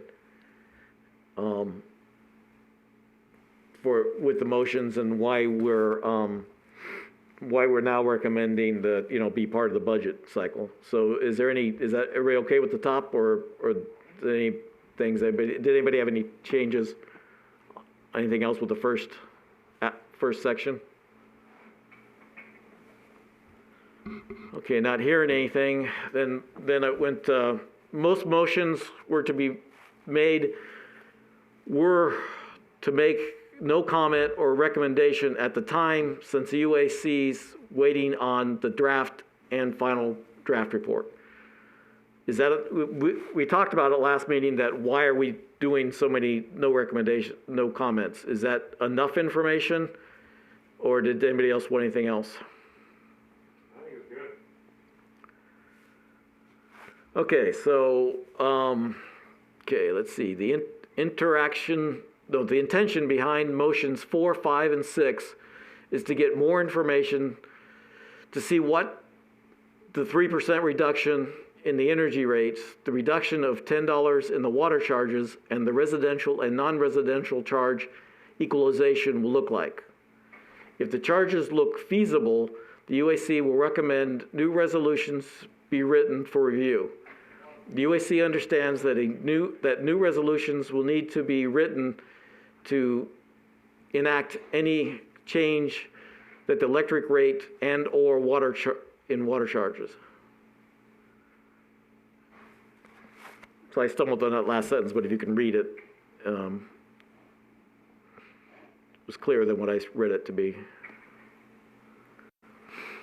Just one thing on the grammar, we don't need the or, /or in there. Well, the only reason I put that in there was because we might only be doing both. We might be doing one or the other. Oh, okay.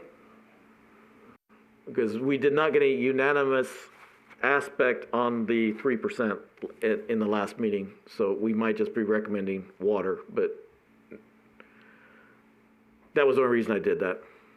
But I guess it's not a big deal if we don't. So what does everybody prefer?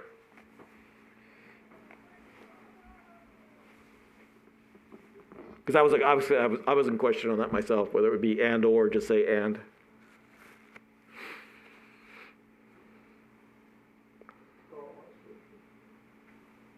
So you okay with that, Greg, or you prefer to take the or out? I think we've got to take the or out because we're looking at both rates, electric and water. Okay, just, yeah, we can still do it, so, okay.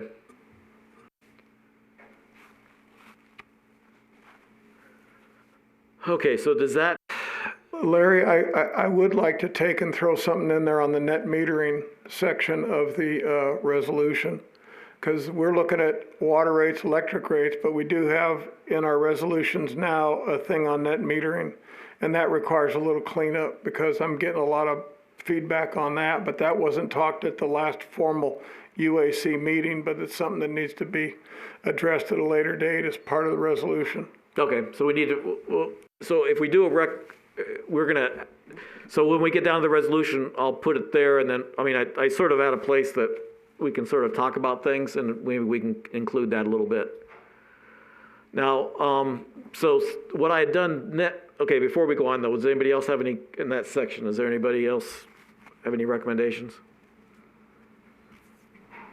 So what I tried to do is I tried to explain basically why we did the 9 motions, and that's what the 2 aspects were about the no comment and then 5, 6, and 7.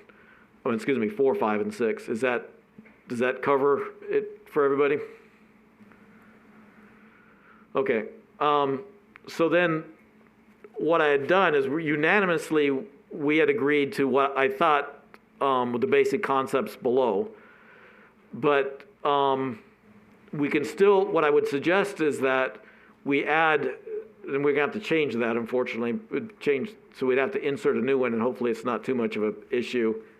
Word, and it's, when you do some of it's formatting in Word is a pain in the patoot, so changing number 1 to a different one might be a different thing, but I would recommend that we make a draft for the 3%. Doesn't mean that we agree that it should be done, but make a draft for draft a new resolution for what needs to be done with the energy rates and include the 3% in that. And so that would be number 1. But and then we could decide on the second if that's unanimous or not, or we have to do something separately. But by just drafting it, we're not agreeing that this is what we're recommended. We're just recommending 3%. So since the 3% became before the 10, I would recommend we put a new 1 saying that draft. So we wouldn't enact the 3%. We just asked to have a new resolution drafted.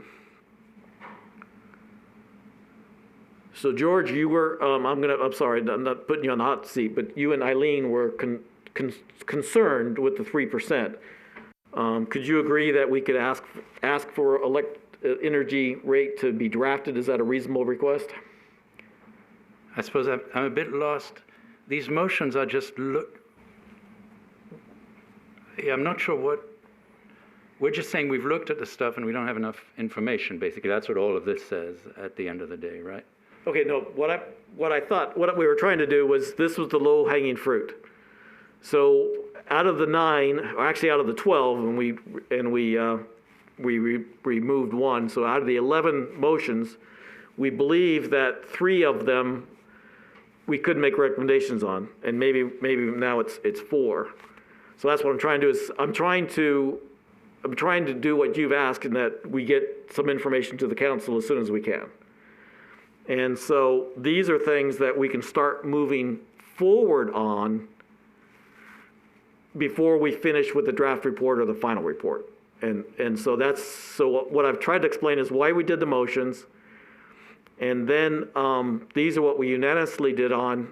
And then the second would be we'd have a chance to see if we all agree with things. But then these are what we can do as recommendations. So based on the motions, these are recommendations that I'm suggesting if people agree to. So the next part is number 1, 2, and 3. Now I'm changing number 1 to I'm suggesting we add a new number 1, so we would have 4 now recommendations instead of 3, because we would ask to do a resolution to at least draft a new resolution for the energy rates. I mean, I'm comfortable with 4. It says we need additional information, but again, it's a democracy. I don't have a veto vote. I just would like to see more information. That's just my opinion. No, I understand that, and that's the reason I didn't put it in originally when I wrote it. But I'm saying now, I'm thinking that if we just ask, and so I'll ask Dennis next, if we ask just to get a draft started, then if we do that now, then the city can get it into their aspect, and we could go faster instead of getting into January or February and saying, okay, we think this is a good way to go forward.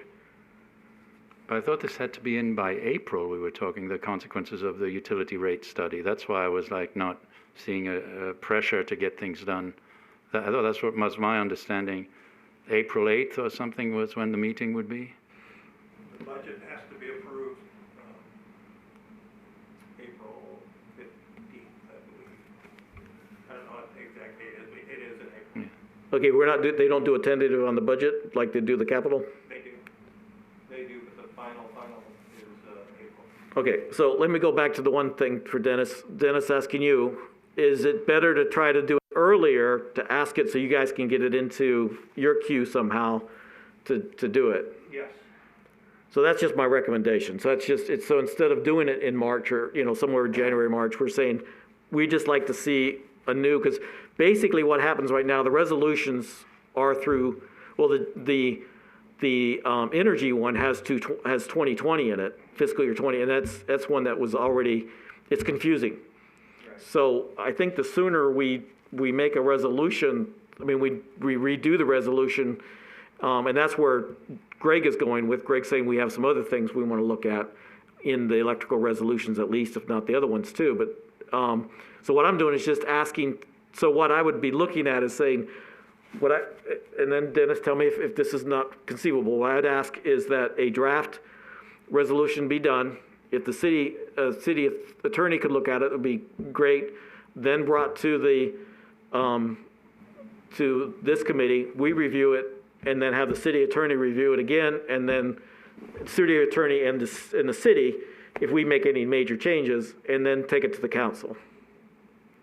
Yeah, that's typically both the city clerk's office and the city attorney's office reviews all the resolutions. Okay, but it's just, so I know, sometimes I think it's a faster, you would do it like a couple weeks or so before the council meeting, and so I'm suggesting we do it several. Right, so that's the reason I'm saying this, George, so we can do it several months ahead, get it in the queue, and, because this could take easily three meetings to get it all squared away, I would assume.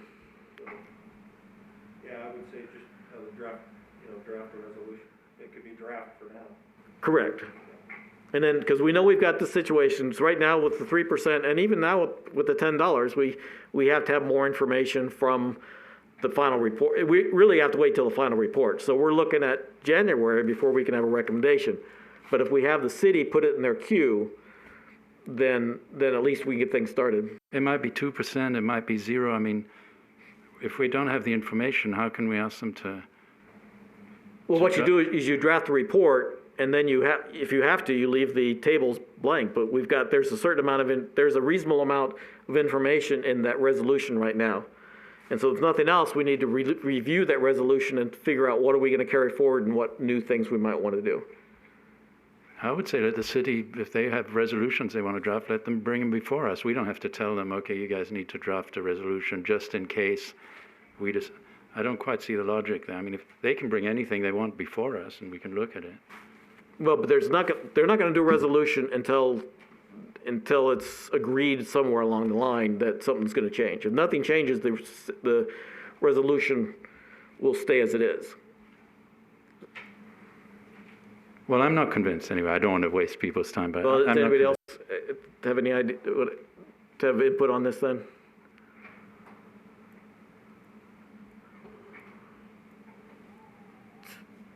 Dennis, if it helps you, because otherwise, like I said, I don't think we're going to get back to this till June somewhere between January and March, that we would be getting to the report and saying what we agree or disagree. I think it's going to be more or less like in March before we get to it. So it depends on how fast.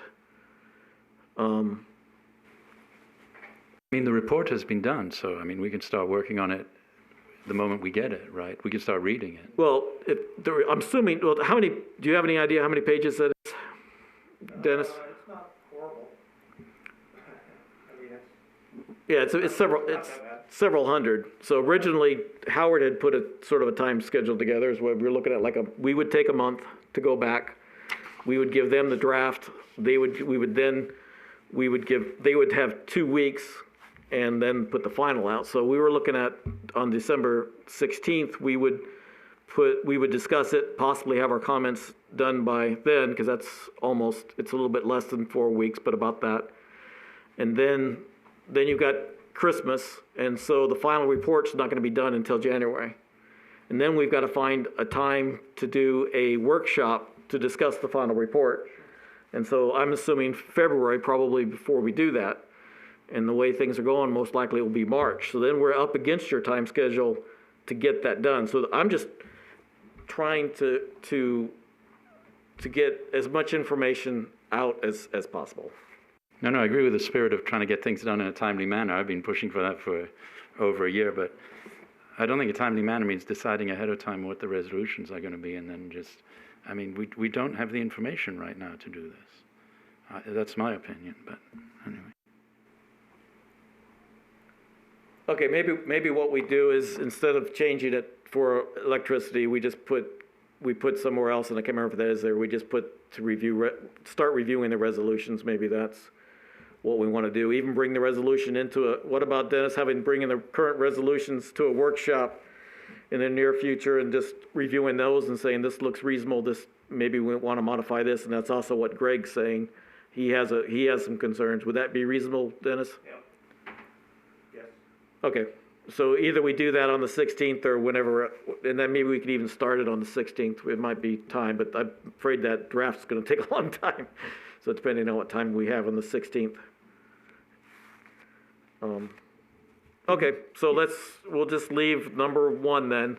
But right now, we've got a problem with number 1 because I think part of it is so enact the $10 reduction of the water-based charge. So I believe some of us think that would just be a straight $10 and that's it. And so I guess if we don't necessarily agree on that, then I'm not sure that's a recommendation we want to make either. We've reviewed the tables, and that's sort of what we said. Once the UAC has seen the additional information request and no problems found, well, we have found problems. So maybe we just get rid of 1 because it's not easily done, or we replace 1 with we want to review the rates, the resolutions for the rates. Maybe we just do that. Excuse me, earlier in some of the reports that they did, they showed what the water utility fund balance summaries with reduced rates and with the current rates, showing that the revenues and the expenses, the revenues with the reduced rates covered the expenses. And I mean, if we can't say that they don't know what the heck they're doing, maybe we don't accept this. But I'm assuming in the reports that are coming out, they're going to have the same tables showing before and after, and showing that the revenues with the reduced rates still covers the expenses. Is that the technical paper, or is that the presentations that you're looking at? No, this is a technical. Because the technical paper was a little confusing because you had 2 sheets in that, and one was the cash flow part of it, and the cash flow went out 5 years, and I think what they did see that the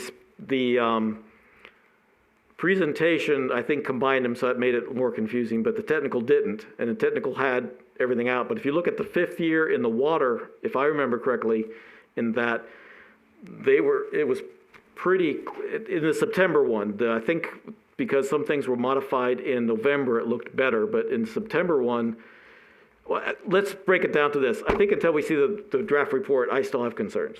Yeah. Okay. So because it wasn't, the way that the information was presented, I had some questions on. Okay.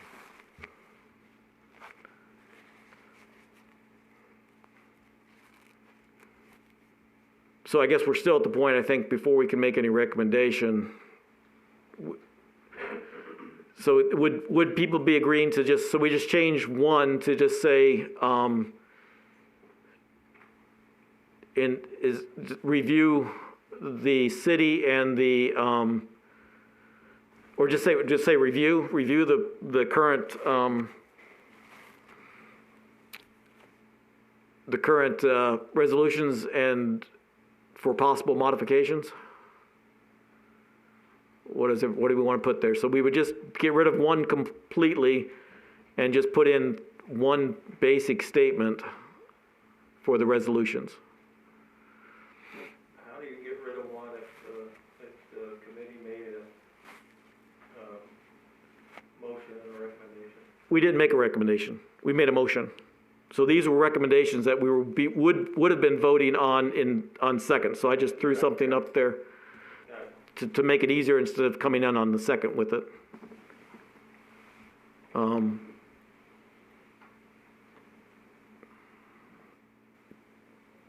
So Greg, for what you want, would review it for modification help with what you're looking for in that solar issue or not?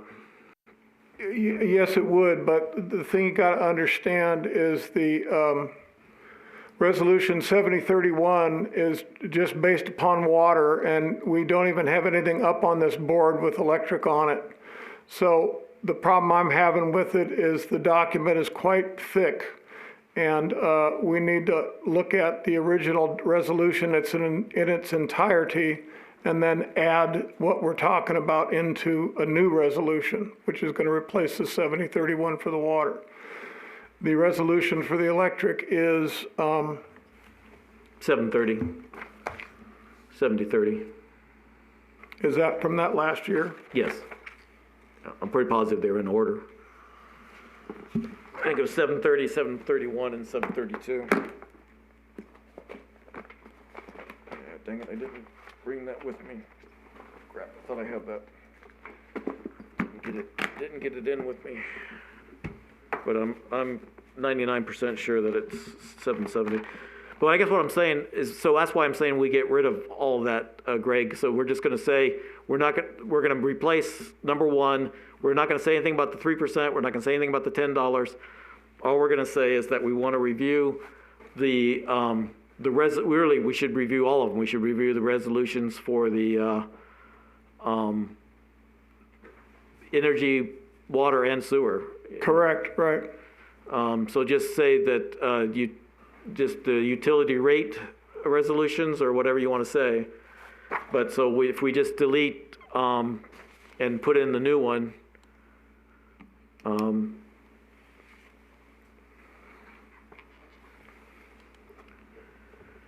Are these online somewhere, these resolutions? I was just trying to find it. you go. Yeah, they are. They're in the rates, the rates, the current rates that are on the pages with the city. And I don't think they're sequential, but I can't find it right now. I don't have it. I brought it with me, but I thought it was, but you can find them pretty easy. And if you, I think but they are.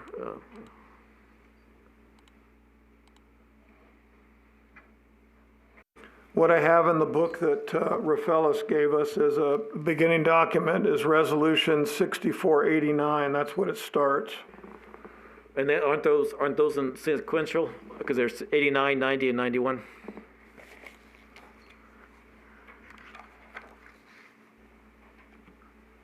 Yes. And I think they did the same thing. I think they started with 70, 31, and 32. But again, we can find that. That's, I don't, there's no need to go around on that. It's no problem to check it.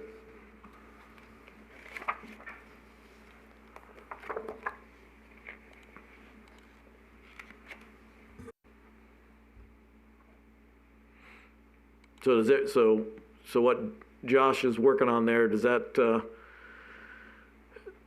let's see, you would like to review the current, I guess, is that clean enough just to say review it and then we can always go from there?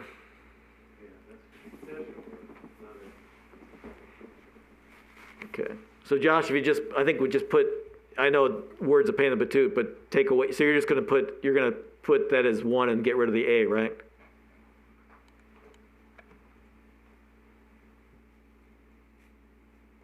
Thanks. Sometimes it allows you to do it, and sometimes you have to have your tongue placed just right before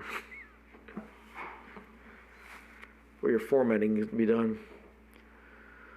Okay, so the thought on the Okay, so is that clean enough for everybody on number one? And again, we'll figure out if this is, so we'll come back to this and figure out how we want to get it ready for the second to vote on, not that we're voting today, but to get it ready for the second. And then make sure that Eileen has input, whoever's here can make sure that works there.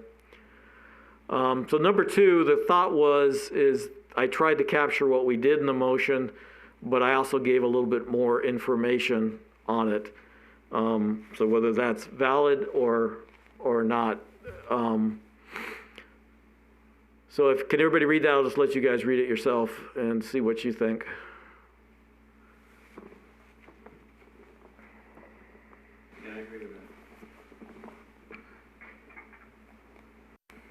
I agree even in the microphone.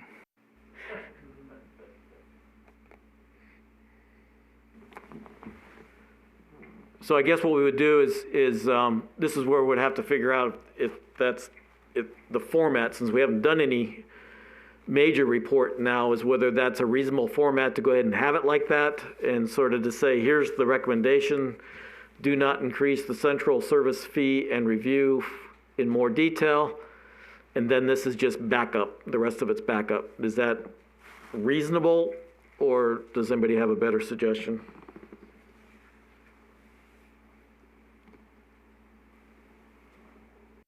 I think it's good.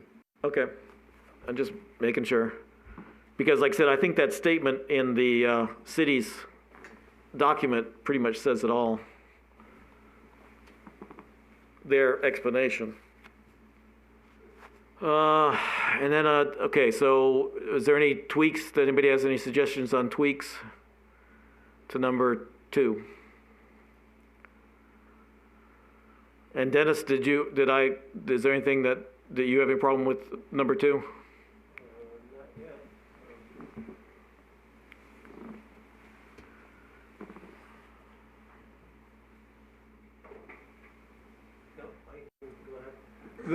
I got one question. This number two, was this what we were talking about, an actual time study of employees' time spent for working for the utilities to justify the 1.025 mil? That was one of it. But if you look at, see, I guess now what I was understanding from the cities so what's the quotes relate to is that they used to transfer it to the general fund. Now they're not even going to transfer the $1 million. They're just going to actually charge it. So that's what we're trying to look at is actual costs. And so that there's first off, so that's what I'm saying, the recommendation, increasing it or even having it, it doesn't make sense now with that quote. Because that's what we're trying to figure out is, can you show us more of the actual costs? And that's where I think there's some confusion and is what we've been asking for and what we've been receiving or not receiving. So if there's confusion, maybe we'll see more in the draft report. I think what I would suggest on this one is that we leave it as draft and have finance weigh in on this one as well. Okay. Just to make sure we're being accurate.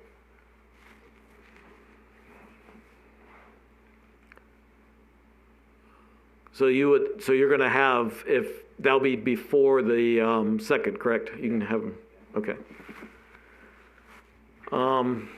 Okay, so then we'll go to the number three then, and then we're saying so the recommendation is do not accept or enact any finance fee relating to Boulder City utilities now or in the future. Can we do a cleanup on that document? Can we move that item 3 down to the next page? In other words, just, there you go. And that way you're not having to flip through 2 pages to see what you're looking at. Thanks. Okay, then I don't know if you want, I was trying to get the point is that we've stated in this meeting, and I think we've all stated that Boulder City, since we're a nonprofit, and I was debating whether to say more than that but basically most everything I understand is the franchise fees are associated with a profit and we're a nonprofit. So do we need to expand that, or does that say does anybody? Make the term nonprofit bold.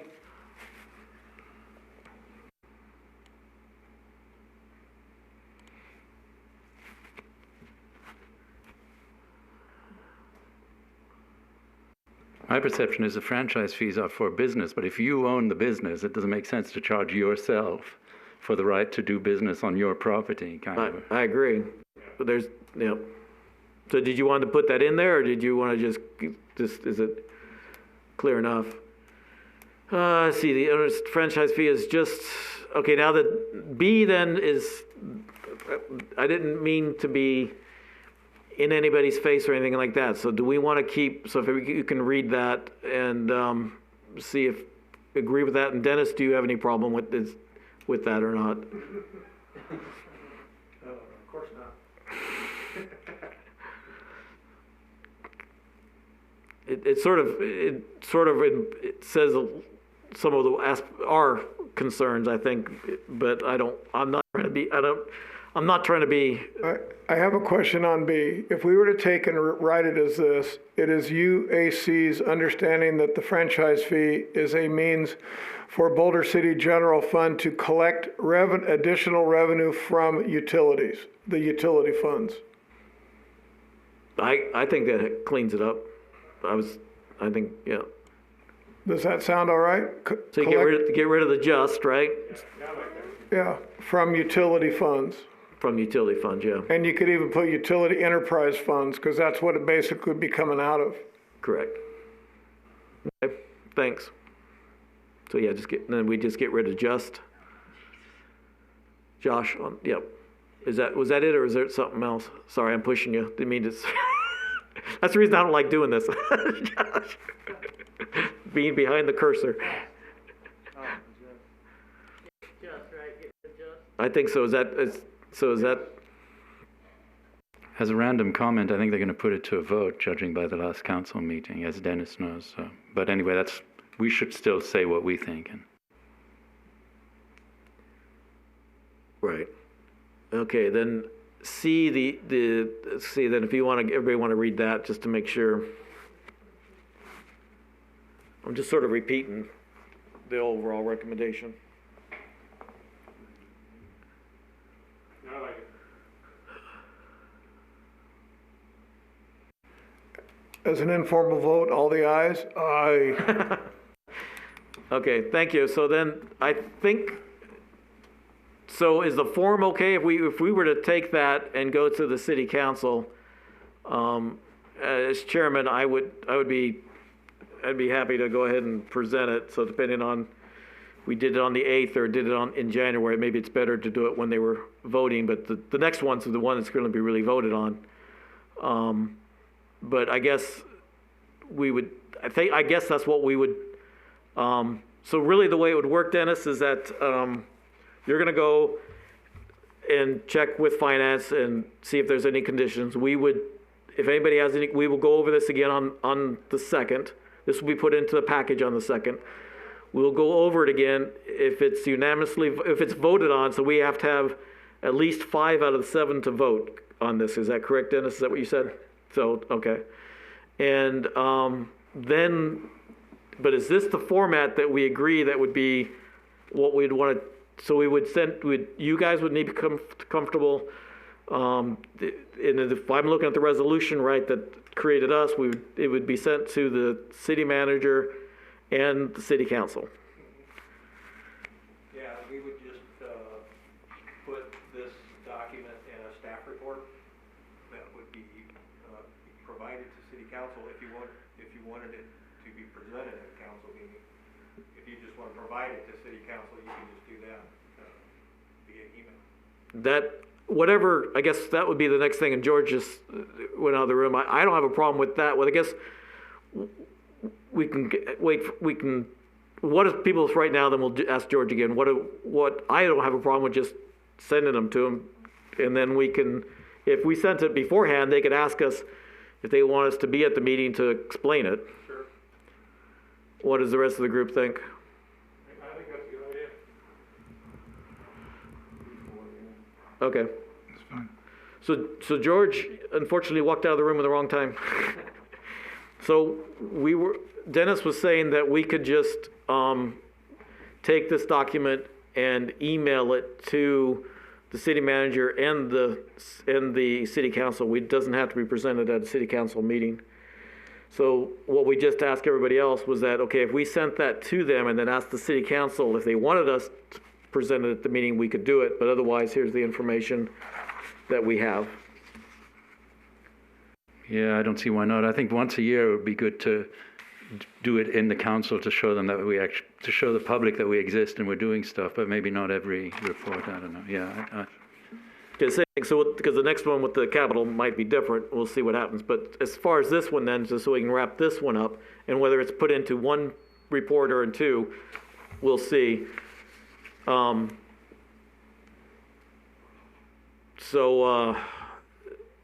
I think it's a reasonable format, and just making sure everybody agrees, and we'll, so when George, we were saying is that the city review it, the finance, Dennis wants finance to review to make sure that they don't have any concerns.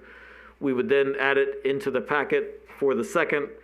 We would discuss it again on the second, and then Josh and Dennis, we could bring it up again if we needed to change it at that time for any last minute changes, correct? Because we were doing it in public, and any last minute changes could say it and say, we all agree this is what we want to do. Is that correct? Yes. Okay. It seems a bit odd that finance would have to review it. I mean, we're just an advisory committee. Why finance would say, well, you can't give this advice because we object, is kind of absurd. I mean, it's like we're a citizens committee. There's no binding effect on the council. The only thing, George, I'm suggesting, I just want to make sure, I know that's right out of the book, so I'm not worried about that. It's the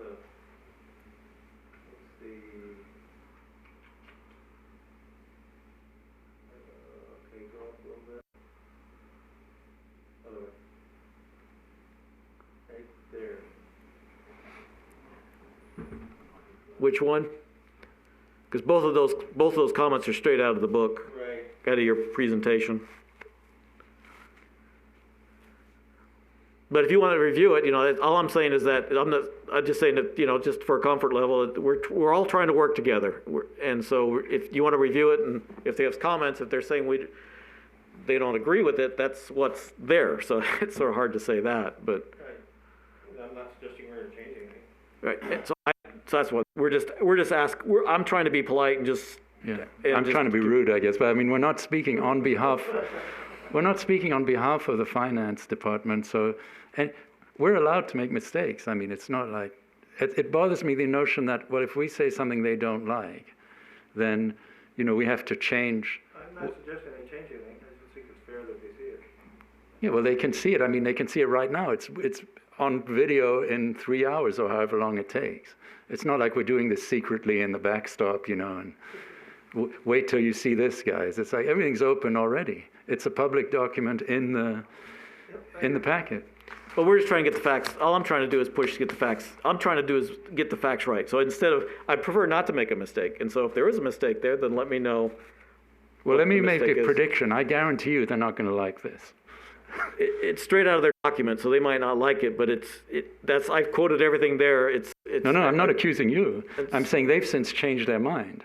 They're saying, no, none of this counts now. We can do any transfers to the general fund that we want and forget about this. So, but that's fine. I mean, I'm just putting a spanner in the works. Let's do it. It's okay. Okay, so then now it might not hurt to Josh to go ahead. If everybody's good, then if you want to put it back to 100%, and you just sort of see the format. We can't read it, but at least you can see the format and make sure that somebody doesn't see something that doesn't. We'll try to make it. I want to make it as professional as possible. Yep. Now we're doing an eye test, but at least you can see the format, and so that's all I'm doing now is does it, and then so you got the second page. Like it was good suggestion. Now what I would suggest though. Is to keep scrolling down, Josh. Okay, good. It is on the second. Keep that as a separate page. Thank you. I thought I saw it scroll up. I like having the motion as the second page. But I guess do we need the motions? I guess yeah, we did say that. We said they're attached. So I guess I think we're still trying to figure out what has to be passed forward and what we're trying to do, but. They can read the motions or they don't. That's the reason I like having it on the second page. If they want to see it, they can see it. If they don't have to. So that's what I would suggest is that 3 pages. One little thing, Josh, we should put the page numbers on it, so if they lose a page of the document, they can't say, well, that's all I got. No, that's a great thing. I gotta keep remembering them. Bad parts. And then because this is something that we've hashed over, we should probably put a date on it somewhere, or at least identify it by a saved document and what the date is on the saved document. Well, if we put that on I'm not sure if there's enough room, so once you're done, Josh, let me know. If we go to the heading, we might be able to put it on the heading and right across from the heading. A lot of times, I don't know, or even put down one, maybe that's the easy way to do it. Push it down one, give it a space, yeah, and then go to the right, either the left or the right. Usually we used to do it on the right, but it doesn't matter. Just put the date. So it'd be today's date of November 18th, 2020. And that's great too. That's good. Nope, right there. That's good. And then now we just got to make sure we didn't break it by having an extra, probably need to, whether we need to move that 3 up one or not. Yeah, see the 3 though, right above the 3s, you got an extra, you'll have an extra line, I think. No, right above 3. Sorry to be picky. Just get rid of that. Sorry, just being picky. Technical weenie. Okay.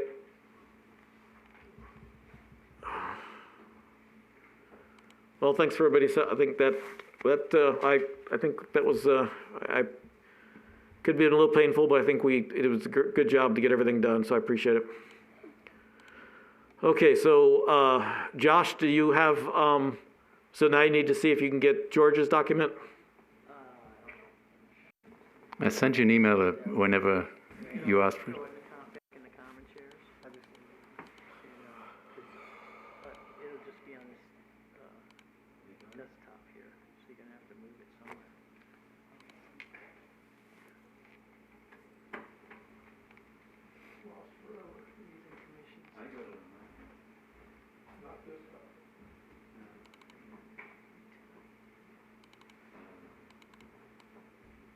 Thanks for updating me when I was in the bus.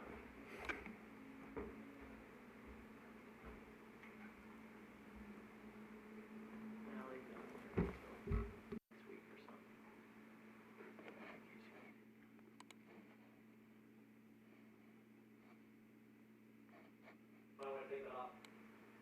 You might want to take that offline. Not have it on the screen. Well, just me. Thank you. Yeah, now my beautiful face. No,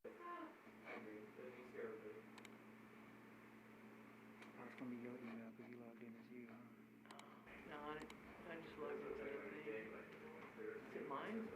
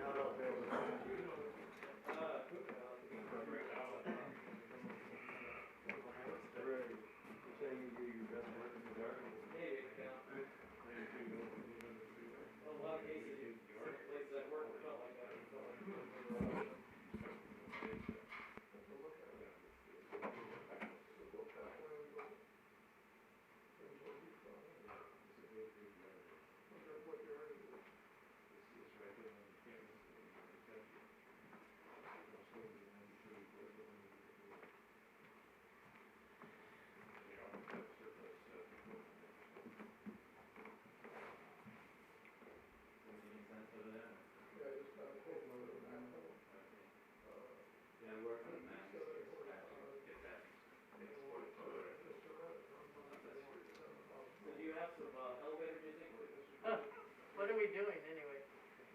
Putting up another document. Are you gonna look at maps?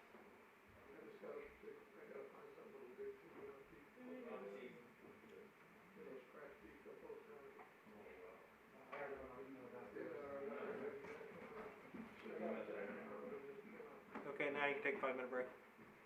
Oh, no. No. That'll cost me 2 hours if you take a 5-minute break.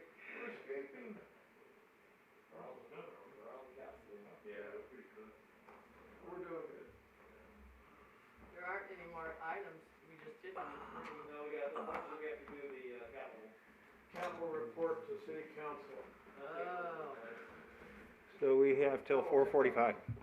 We have till 4:45. Don't say that, we got till 3:30. We got till 3:30. Is that on here? You heard that, Holly? Is that capital report on here? For public comment, right. Nah, we didn't get Fred on the first one. He won't be coming, we snuck in underneath the radar. Yeah, that document you were looking for, that's what it looked like, and then that has all the resolutions from the beginning. Yeah, I can't find it, I gotta find it. Is it online somewhere? Oh, look, when the lights came on, I found it on the first page, Larry. Is that the new ones? Yeah, 64, 89, 90, and 91. That's the first, yeah, that's the last. I thought I put mine in, I thought I put it in there. But what I liked about it is when you go into 64, 89, it gives the history all the way back. Yeah, but It goes all the way back. that's the new, that's the old one, not the new one. That's not the one that was just Well, this is what was presented by us to Rafaelis as a supporting document on December 16th of 2019. That's how long we've been doing this, it's almost a year. Right, but they didn't grab the new one, they grabbed the old one, unfortunately. The So, new one is just a suspension. yeah. The new one is basically referring to suspending any rate increases, and this is what we're dealing with. I think it suspended it and it took away the CPI adjustment. Yeah. All it did was it just crossed out L, I think, just crossed out whatever letter it was. That was, Yeah, and in all three of them, that's all it did. That's why I think it's, just even, I think it might do to just clean them up. In the words of Dennis, I'm glad this is almost over. This is consuming a lot of paper. Which is almost over. Hey, are we gonna go, with any steel going up the mountain, Fed Mountain, are we gonna go any steel, or are we just going all wood? Wood. We're not even sure we have to. All those poles have to be replaced. No, exactly. No. Yeah, 'cause that line was built about 1955, I think, something like that. Yeah, no, I think they're in decent shape. We'll have some of the big horn sheep go ahead, but, Well, they scratched their backs on them. I know they do.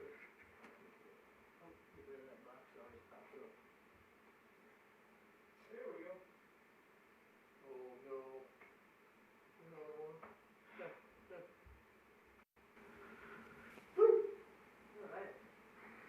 Look at that. Nice work, George. You have to give most of the credit to Greg, actually. He was the brains behind this operation, so. Okay, so I guess so we're all here, so ready to go. I guess I can start going through and then seeing if anybody has some comments. Lights.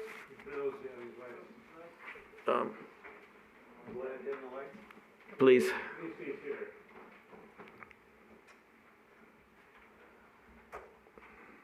Yeah, there you go. You can have yours on if you want it, Marty. Okay. So I think there again, being a technical weenie, I think, so the first sentence, the document, so we should probably say based on the November 4th, as actually November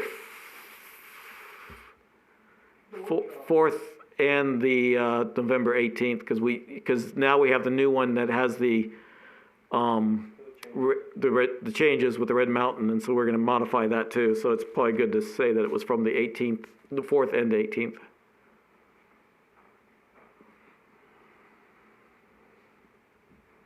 And was that the workshop and the regular meeting, or just the workshop that we just? The workshop on the 4th. Okay. We had the formal meeting, but Okay. and that's where we gotta get in there and fix the Red Mountain job.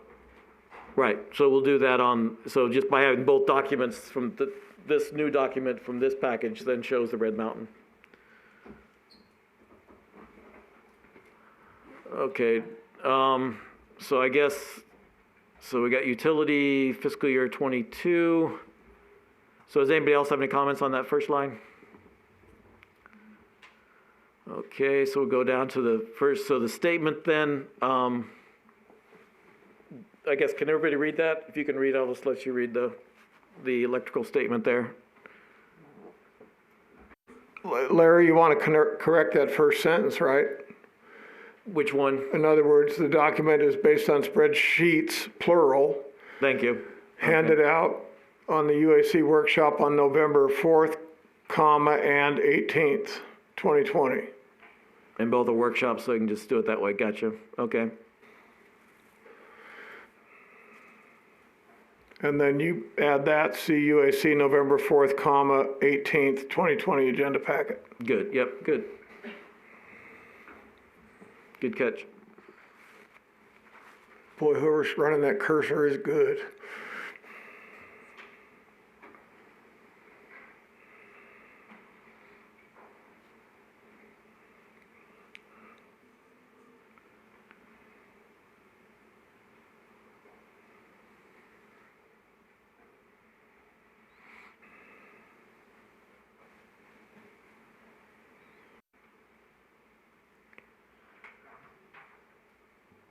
Okay, so then now we'll go with basically, so you guys wrote up a basic aspect of the electric grid. So is everybody okay with that? Okay, then you've got, the only thing, let's see. So electric, if we're gonna use all four categories, then the sentence, the electric utility division projects, that'd be 4 instead of 3. I can do percentages, I just can't add up numbers. And then the only thing is so we're not decommissioning anything in fiscal 22, but we are getting ready to decommission. So I would assume we'd still leave it in there, but there again, being a technical weenie, I just thought I'd make sure. But we are getting ready to, so we still probably want it in there. I don't have a problem. What we're doing is we're looking to soften the blow for city council. In other words, if you look out 5 years on our CIP, we are decommissioning substations. This is just FY22, and what we're talking about is this is a broad overview of the electric utility. Okay, no, that's good. Like I said, I was being a technical weenie was all, but I agreed. I was just gonna make sure everybody else. So let's see, was there any, I don't think I. Number 3, I would say some of the poles in this region might need to be replaced. Yeah.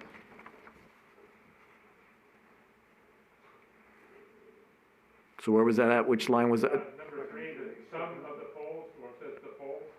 That's, yeah, it's a good catch. Yeah. So, yes. The third sentence, I think, is the third sentence, right? Well, no, yeah, third sentence in the second line, just before the poles, some of the poles.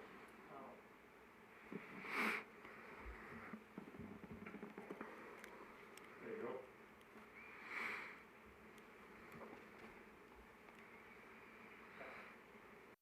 go. The reason the steel is put in because of the 69 kV line going down Adams, where it's underbuilt is a 12 kV.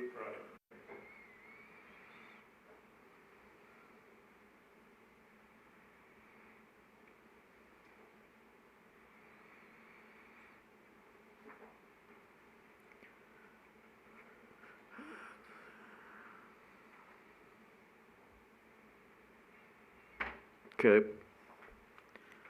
So everybody okay with those 4? Yep. Okie doke. So then the line below it, let's see. And now we're saying, again, since we've changed some things, we have 6. There are 6 specific projects.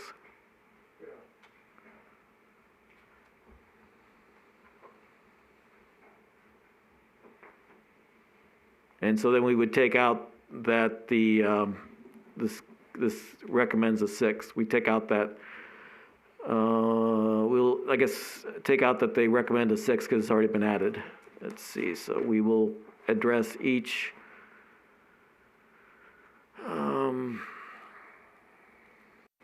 I think it should say we will address each in turn and then put a period on it, or however you want to do it, a comma. Why don't we just say each will be addressed in turn? Sometimes that way it's just probably cleaner.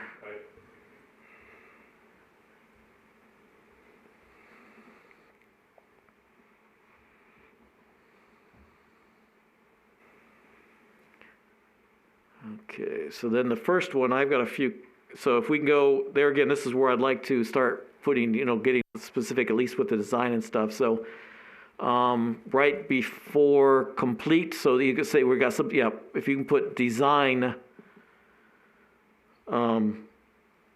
complete rebuild. So is that correct? I think that would see lowercase c, of course. But is that just design? So that at this stage, we're just design. So for the fiscal 22, we're just designing. So I think that all you have to do is add the word design. Am I missing something? Which should say design, design to be done, FY '22. Okay, gotcha. So that you understand that so the rest of it's going on. Okay, design. Okay, good.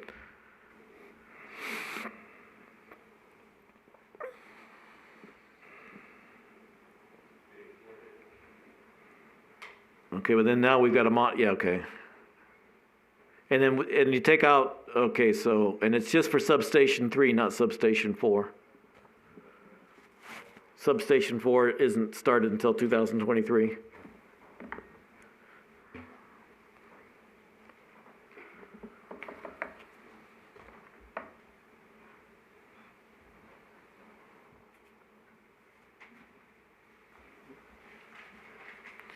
Yeah, so Josh, then take out, so on that one, substation 3, take out and substation 4, because it's not part of 22.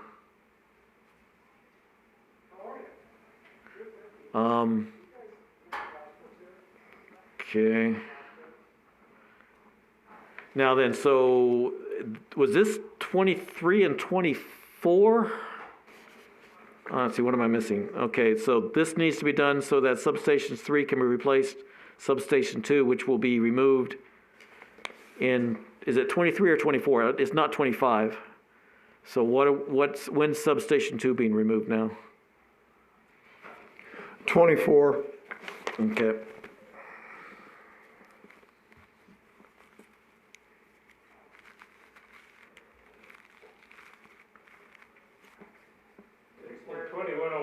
I would suggest the 12 kV underground, let's say feeder cable, Adams from substation 5.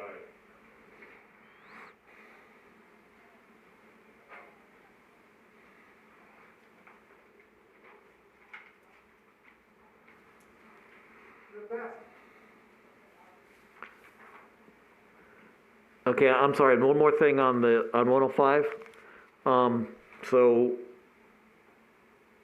and also the main reason for that is, another reason is to prepare it for the 4K to 12K cutover. That was one of the things, Marvis, you guys had added on your description. So how is the best way to say that? Just,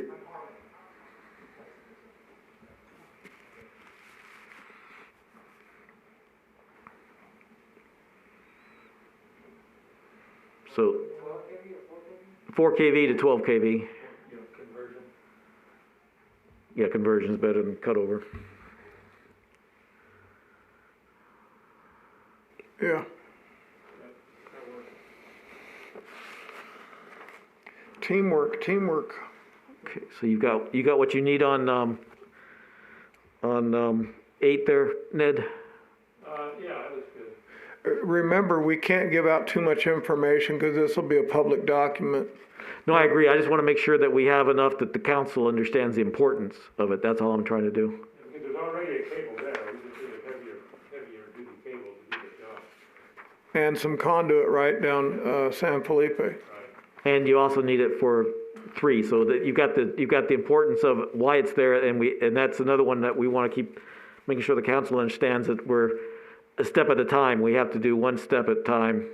I guess I better go back to, I think I'm mumbling more in this one. But it keeps slipping.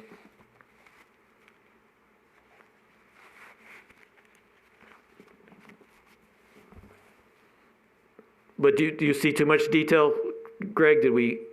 No, the thing is there's another caveat to this that I'm trying to add, is people living on San Felipe, get ready. Okay? Gotcha. No, that's a good point. Yep, because yep. There's gonna be a little inconvenience. Yeah, that road isn't really wide, that wide. Okay, and then so the other thing we were asking about, and George and I were talking about it, is like on 20-112, you know, why are we going for the 63-64 tie? You know, and you have to understand people don't like to be interrupted with their electricity. So minimal interruptions rather than having to fix whatever's wrong with it and then put it back in service. They provide backup for each other, what they do. Right, and that's you know, it should say, and the electricity will have minimal interruption to the customer. So do you need to change that then? Greg? Well, that's why we put it up here, to have everybody look at it and see if they don't like the language, they don't like the words, you know, maybe it's too harsh, maybe it's just right, you know, it's just like the three bears. Got to take and try to figure out how we're going to say this to where it doesn't hurt somebody's feelings, but gets the point across that these interruptions of the services need to be done in order to fix some of the problems that we're finding out or getting ready to have occur. So I guess, yeah, if you want to say, well, you were just saying what, minimum or something like that, just so. Minimize interruptions to the customer. Instead of not having interruption, just leave minimal. Yeah, I like that.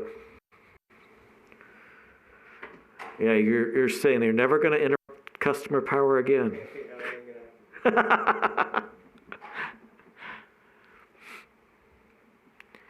And is that one also needed before the 12K is conversion? Okay, just making sure I understand properly.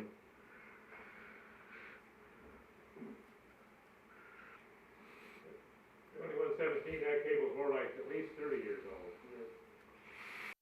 Hey, that was my wag, you know. Or plus or minus 50%, like the cap. Right. So do you want to, so I guess we're good on 12 then, right? 12, so now, see, has it got a period on it, or is it needed? Yeah, it's got a period. Okay, Yeah, 20-117 is the next one.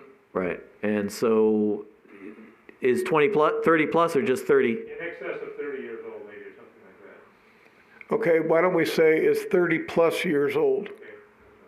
So where the 20 is, Josh, take out the 20 right in there and put 30. And that gives us above the 30-year mark. Now that one is needed for the 4K, 12K conversion, right? Does that read your description right? Right, but let's clean up after we did the 30 plus and is currently failing in sections. Is that what we can say, Marvis? Yes. Okay. And that way, we're being specifically vague. We haven't told them where it is, what it's feeding, but it is going bad. It's gone, it's failing. No, because I guess what we've talked about in this meeting is that we're looking at not running to failure. We're trying to do maintenance to avoid running to failure, right? So that's a good, so we're trying to get some of this done. That's one thing I guess we can point to the city council is some of this stuff is being done, so we're not running to failure. We're trying to maintain. I don't know if we want to say that in any of this document, but going forward, that might be something that we just try to encourage. Suggestion. Okay, so then Josh, so now we ready, Greg, on 17 is and so use the same sentence from above about the 12K cut over. Was that on 105? Yeah, just if we should be able to, just take that.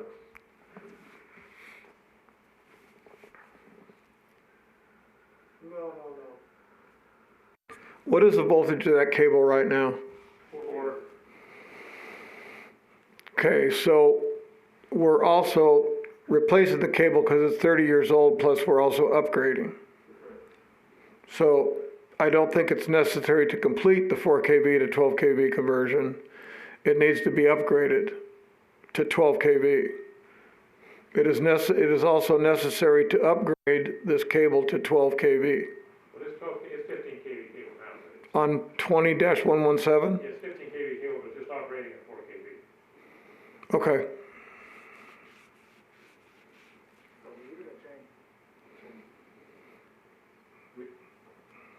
What do you want, Marvis? Because I think I based it on your description, so what did I? No, what Greg is saying is correct, we just need to upgrade the cable because of the age of the cable itself. Yeah, it's not part of, it can be utilized either as part of the conversion process, but due to its age, it needs to be upgraded. Okay. So what I would say that sentence is, Josh, is it is also necessary to upgrade this cable to 15 kV. And, It already is 15 feet. but I'm saying the city council doesn't know it, nor do the citizens. You know, we're trying to get through this real quick to where we're not really detailed.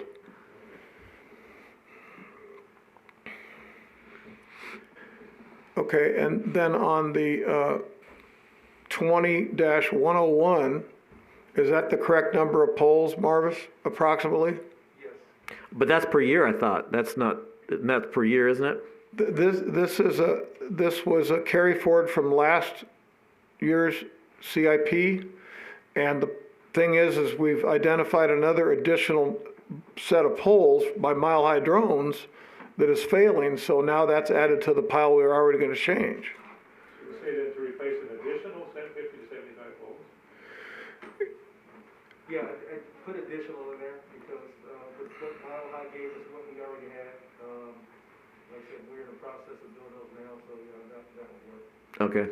Yeah, so that adds a little more burden to the pole replacement program. Now, a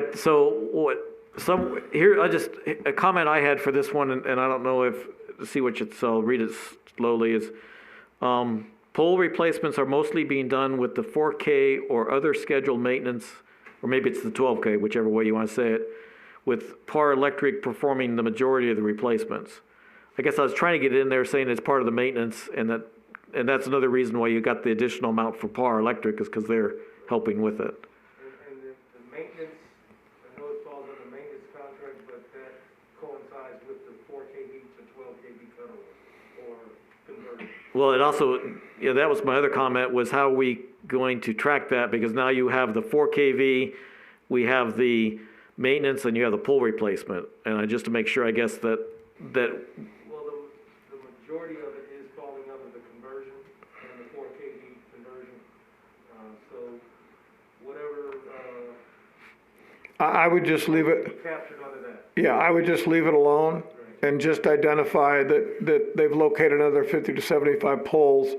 I don't think we need to get into the detail of who's doing the work due to the fact that city council shot us in the foot by freezing the hiring.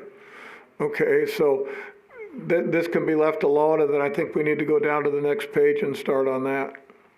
Just as a caveat that you don't need to have the majority of the poles are on the 4 kV system. Okay.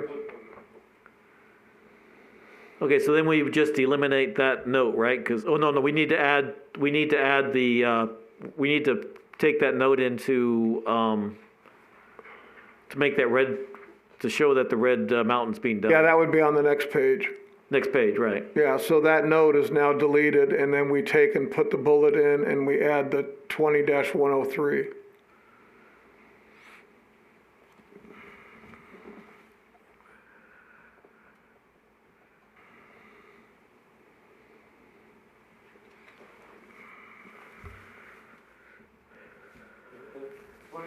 That's not a transmission line, it's just a distribution line. That's what it says, the Red Mountain Distribution Line Rebuild Project. Okay, we gotta get rid of that. Yeah, that word transmission should go to Very end of the first line, distribution.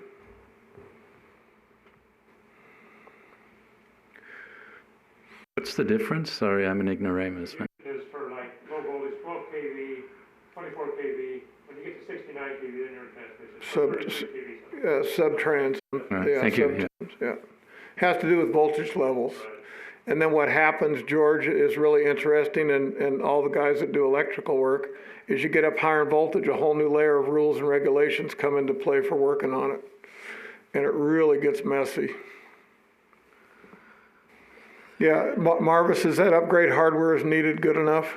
Yes. Okay. Yes, And we don't need to have the Red Mountain distribution line rebuild should precede substation 1 removal unless we want to, because we've already solved that problem by advancing this to FY22. So that whole thing can be pulled. Well, all the way to the end, because we're not recommending starting in 22 because it's happening now. So all that can be taken out, right? From all the way to the end. Yeah. So that cleans up the whole electrical side. Now we're going to do the water side.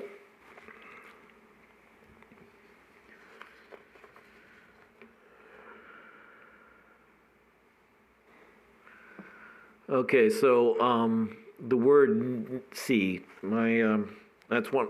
Where does it start with? Where's 102 is farther down. So I guess that's.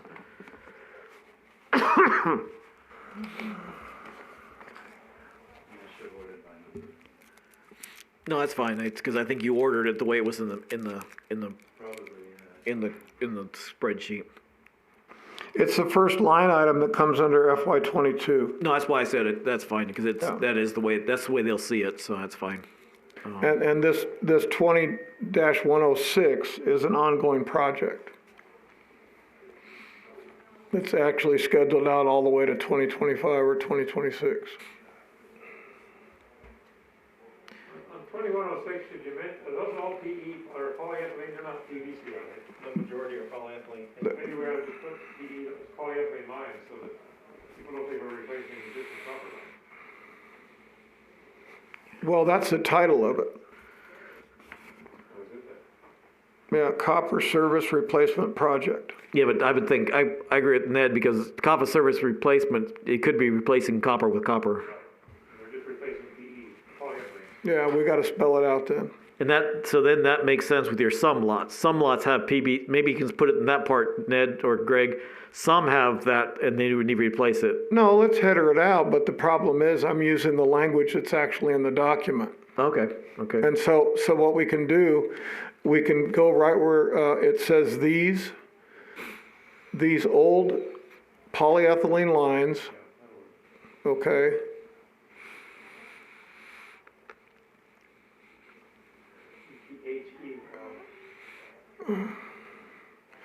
That are feeding, so we got to now put that in there. From the main line of the street and some home lots are failing. They need to be replaced. After counting, we put our figure. And get rid of the comma.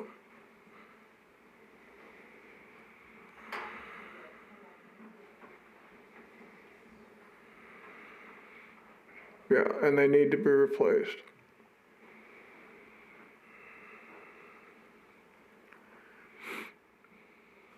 Yeah, because of failure.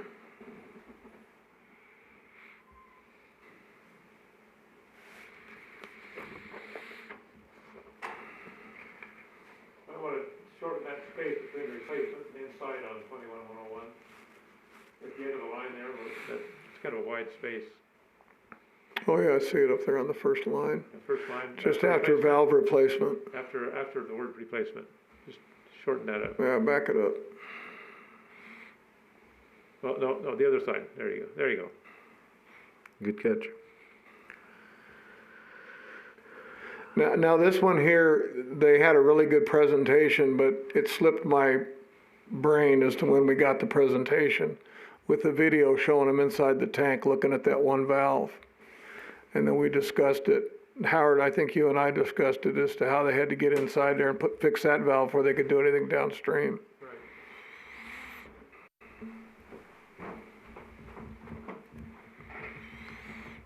You think that's good, Ned, on 101? Yeah, I think so.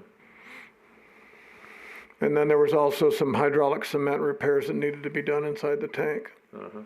So that's why I put that in there. Okay.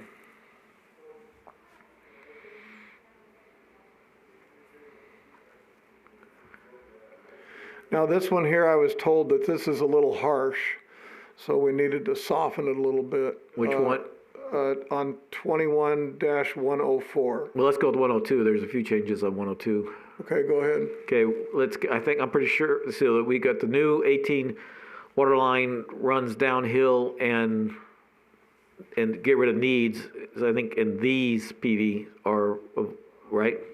So get rid of, Runs downhill, and these PRVs are to avoid high pressure. I Now, think that's right the way you've got it there. now should we spell out what PRVs are? Pressure reducing valve. yeah, it would be good. You could put PRV behind the And pressure PRVs reducing in valve. parentheses are, Behind the first sentence, put Oh, got it. put PRV in parentheses. No, Josh just put PRV on, see up there at the title? There you go. Okay. And I think up that there. that S has to be back, oh, that's good, that looks good now. good. But what I was, so this is another one that's a little confusing. So if we can put in let me read it and see if this is too much information or not. So this one now, this was actually established, well, I got it. The money is in fiscal year 22 is needed for design phase. So again, we're pointing out that it's design first and then build. So I would suggest a sentence, adding another sentence in there saying, so see what you think before Josh adds it. The money in fiscal year 22 is needed for the design phase. Yeah, that's fine.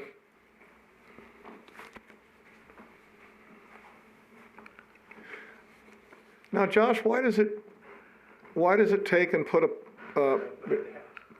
because you have to push it to the next sentence, next line, okay. Yeah, And then the other comment I'd like to do to again make sure we all are on understanding what's going on is this project is being rolled over from fiscal year 20 and 21. okay.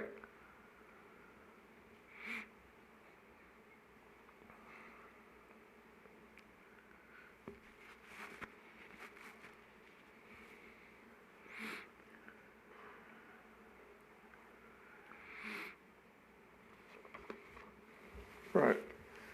Because that's where they're getting the number hierarchy on the project number. Yeah, yeah.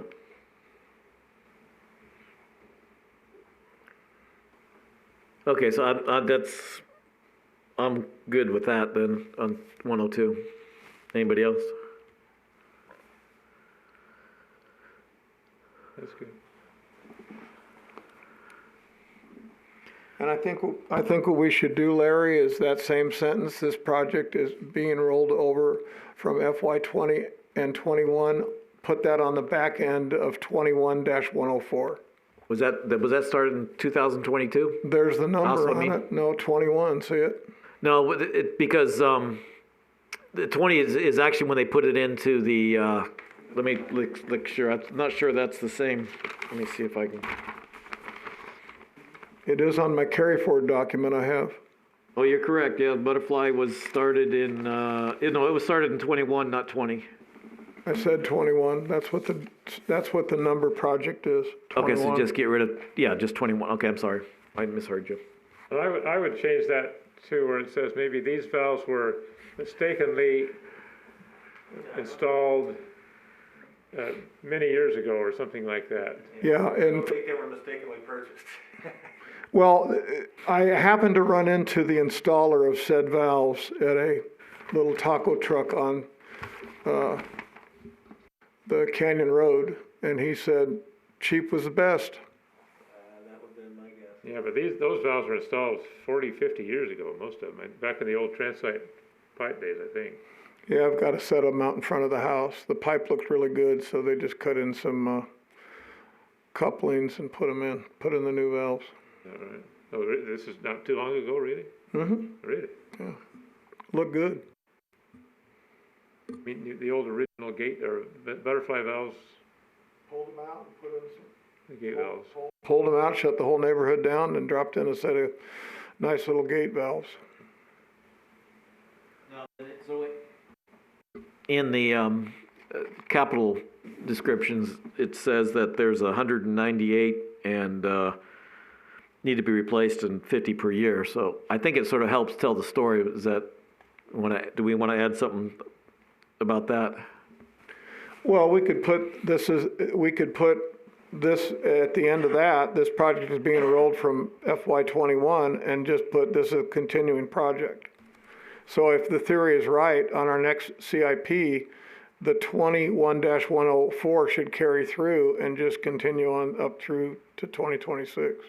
Yeah, right, but if you put a number, how many numbers there are, that gives them better understanding why it's costing so much. Well, then you go ahead and you do that, then they're gonna ask how many have been done, how many are being done a year. You know, I just leave it specifically vague. Okey doke. I had a question for Ned. So if they were installed 50 years ago and they never worked, why did it take us 50 years to work out that they weren't working? Oh, they just got old and corroded. I mean, I don't know. I mean, I really don't. I'm not in the electric or the water business, but Also, they never shut them off. yeah, they weren't exercised. They need to all be exercised, and I know that probably wasn't done as regularly as it should have been. Once every 50 years, yeah. That's probably right. afraid to exercise them because They break. back up again. Yeah, they break when you exercise them. Just like your angle valves in your bathroom Probably sink. more to that than anything. Okay, that one has a nail put in the end, so we're good. Okay, now to the sewer.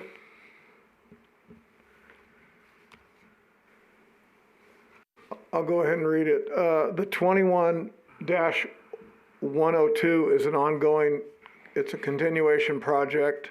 If you look in the color pictures that were supplied in this last workshop, you can see one of the underground substructures that has been completely rebuilt with fiberglass and resin. And that then now protects the degrading concrete. Yeah, that was a nice picture. That one showed that was helpful.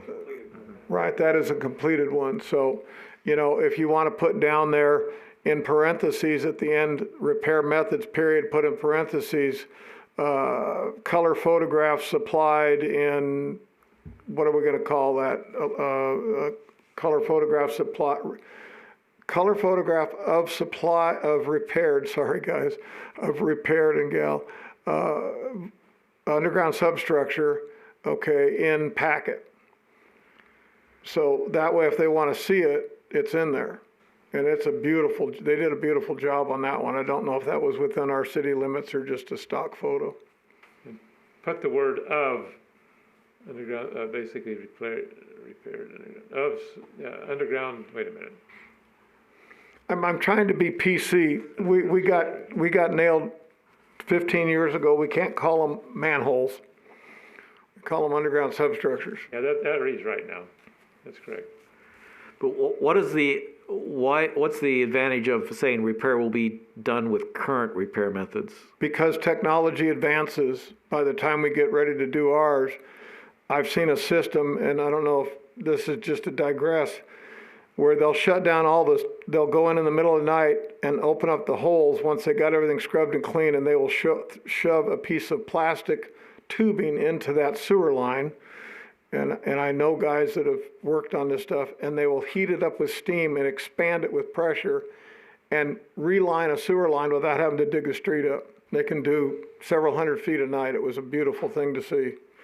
So as repair methods change, the old way used to be is you put a bucket of cement slurry in front of it and you drug a wire brush down through there and reline the sewer line with the cement. So as they come up with new repair methods and technologies, we shouldn't be limited to the old school. We should be able to bring something forward on that. Okay, thanks.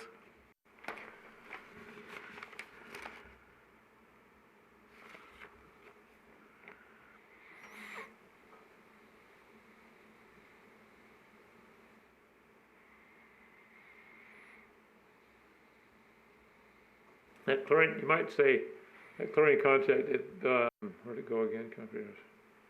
Redundant, yeah. Let's see, redundant chlorine contact chamber functions to, What is that for? to clean the discharge sewage. Is that for the discharge of the treated effluent? 'Cause that basically cleans the discharge that goes into the desert. Okay, it should say chlorine contact chambers functions to disinfect the treated wastewater Before being discharged to the desert or something. before being discharged to the desert is fine. Yeah, something like that. And what is, I couldn't quite get in that one. redundant chlorine contact chamber functions to disinfect the treated wastewater Yes. prior to discharge to the desert. And get rid of the word clean and that stuff. Yeah, take out. And the last sentence, right?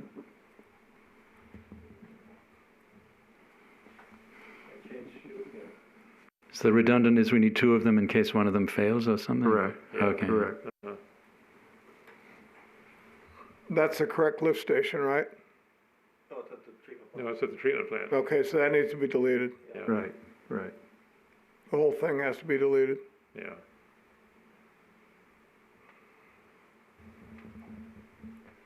We need to fix 21103 right above it.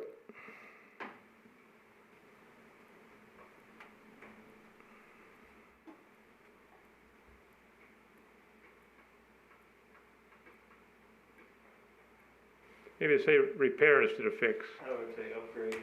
Or upgrade, yeah, that Yeah, might be better. upgrade's better. Uh-huh.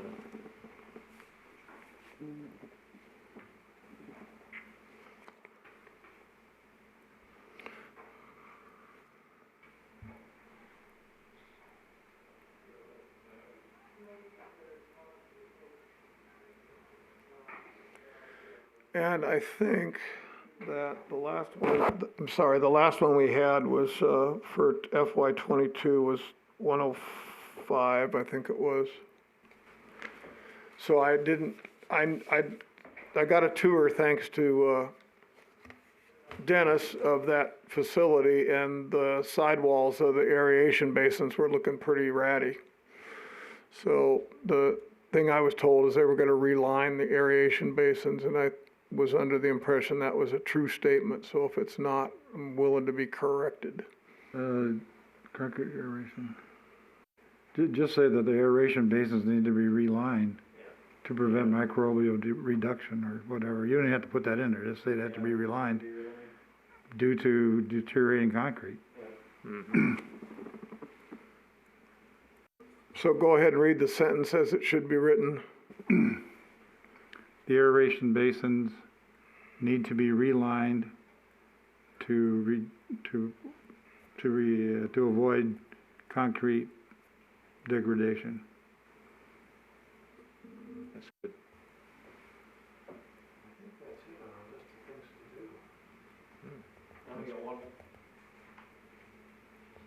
One more aspect. I know, I always have to, I guess I'm the bad guy all the time.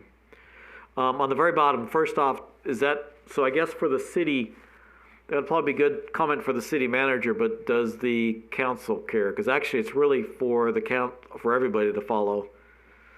So is that the recommendation we want to, is that a recommendation, or do we just want to keep pushing that going forward?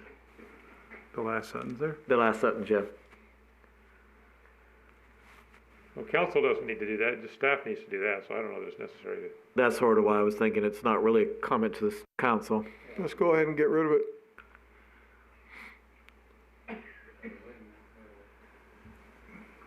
The council might not even be aware that the numbers are not consistent. Wouldn't it be worth drawing their attention to that fact? Because they're probably inundated with I can't speak for them, obviously, but. But they're not going to vote on that though, right, Dennis? There'll be no vote on that. We just need to keep harping on it in this meeting. Okay, all right.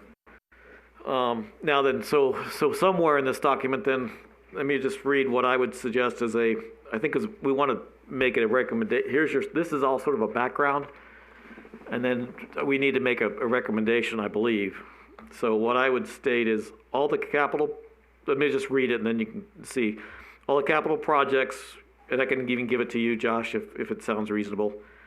All the capital projects requested for fiscal year 22 are needed for the safety and the reliability of the Boulder City utility infrastructure. Many of the projects have to be completed before the future capital plans can be started. The UAC recommends that all of the fiscal year 22 capital projects be approved. I would have, after all, just say all of the capital projects. Okay, so let me give this to Josh, Yeah. and it'd be easier to follow. And then you can, I guess we can see if it needs to be. And that way we're making a recommendation.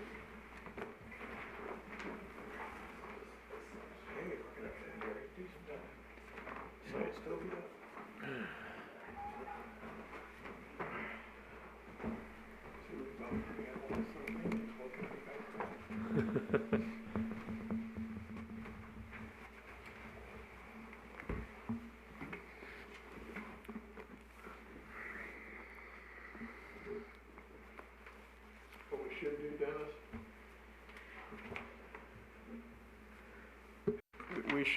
We should find some money in the UAC budget to take, or the utility budget to take and put some 100-inch monitors up here for old folk. And then when we're done with our meeting, we just take them down and take them with us, and store them away in your office.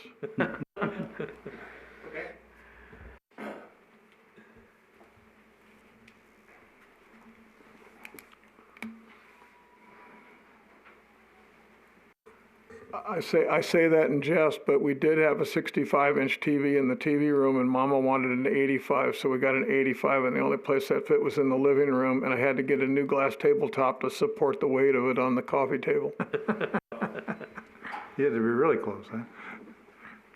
Oh, it's a beautiful I'm sure. Like you're like right in the room, right? It's like being in the movie theater. Huh? Yeah, and then with the resolution up so high, it's Yeah, like, the 4K now is just incredible. So Ned, did that get your change? Did I? Which? All? Oh, I just asked for the word "of" after the all. Yeah. So what is that? So if we put it at the end, do you want it at the beginning or the end, or do we say recommendation? What? I'm just trying to formalize this report is all. I think it's good where it's at. I mean, I don't know. You can put it at the beginning if you want. Either way, I don't see any problem. hey, Marvis, Merry Christmas. Okay, now then, so this one again, same thing we did with the other one. We'll have it in the package for next time for the second, and then we will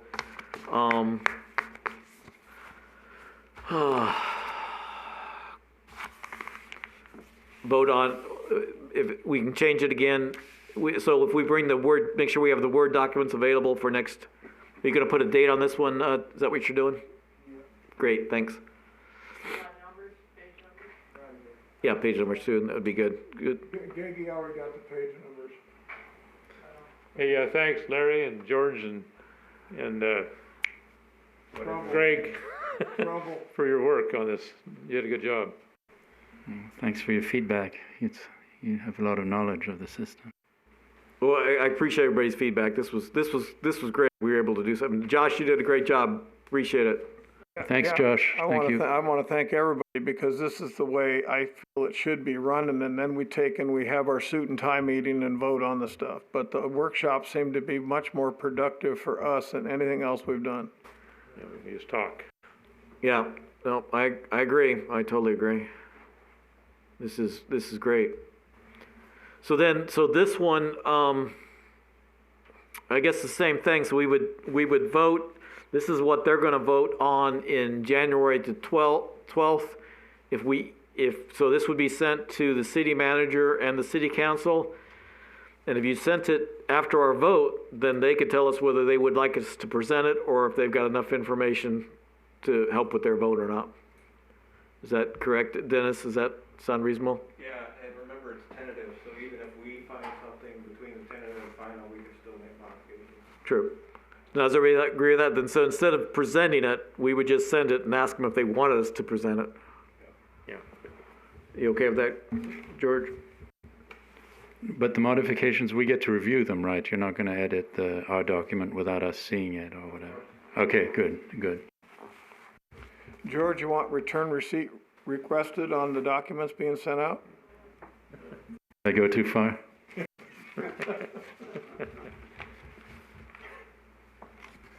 Okay, no, I agree with everybody. This was a great meeting. Appreciate everybody's input. I agree. Appreciate everybody's input and everybody's time. And I guess so. We are done with all the agenda items except for the last comment period. Is that correct? Did I miss anything? That's correct. And everybody wants out the door. I know. Okay, so, if we can turn the lights back up. And, so we will go to the final comment, yeah. Right up there, Larry. Yeah, public comment. And again, the number is 702-589-9629, and I'll give about 1 or 2 minutes to make sure we can, if anybody wants to get to the phone.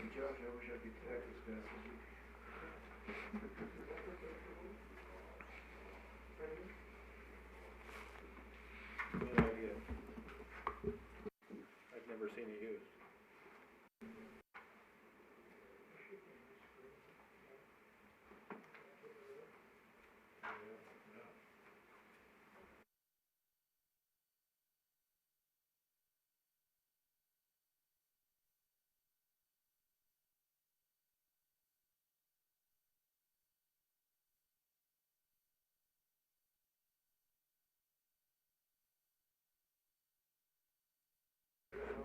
Thirty more seconds and we'll call it good.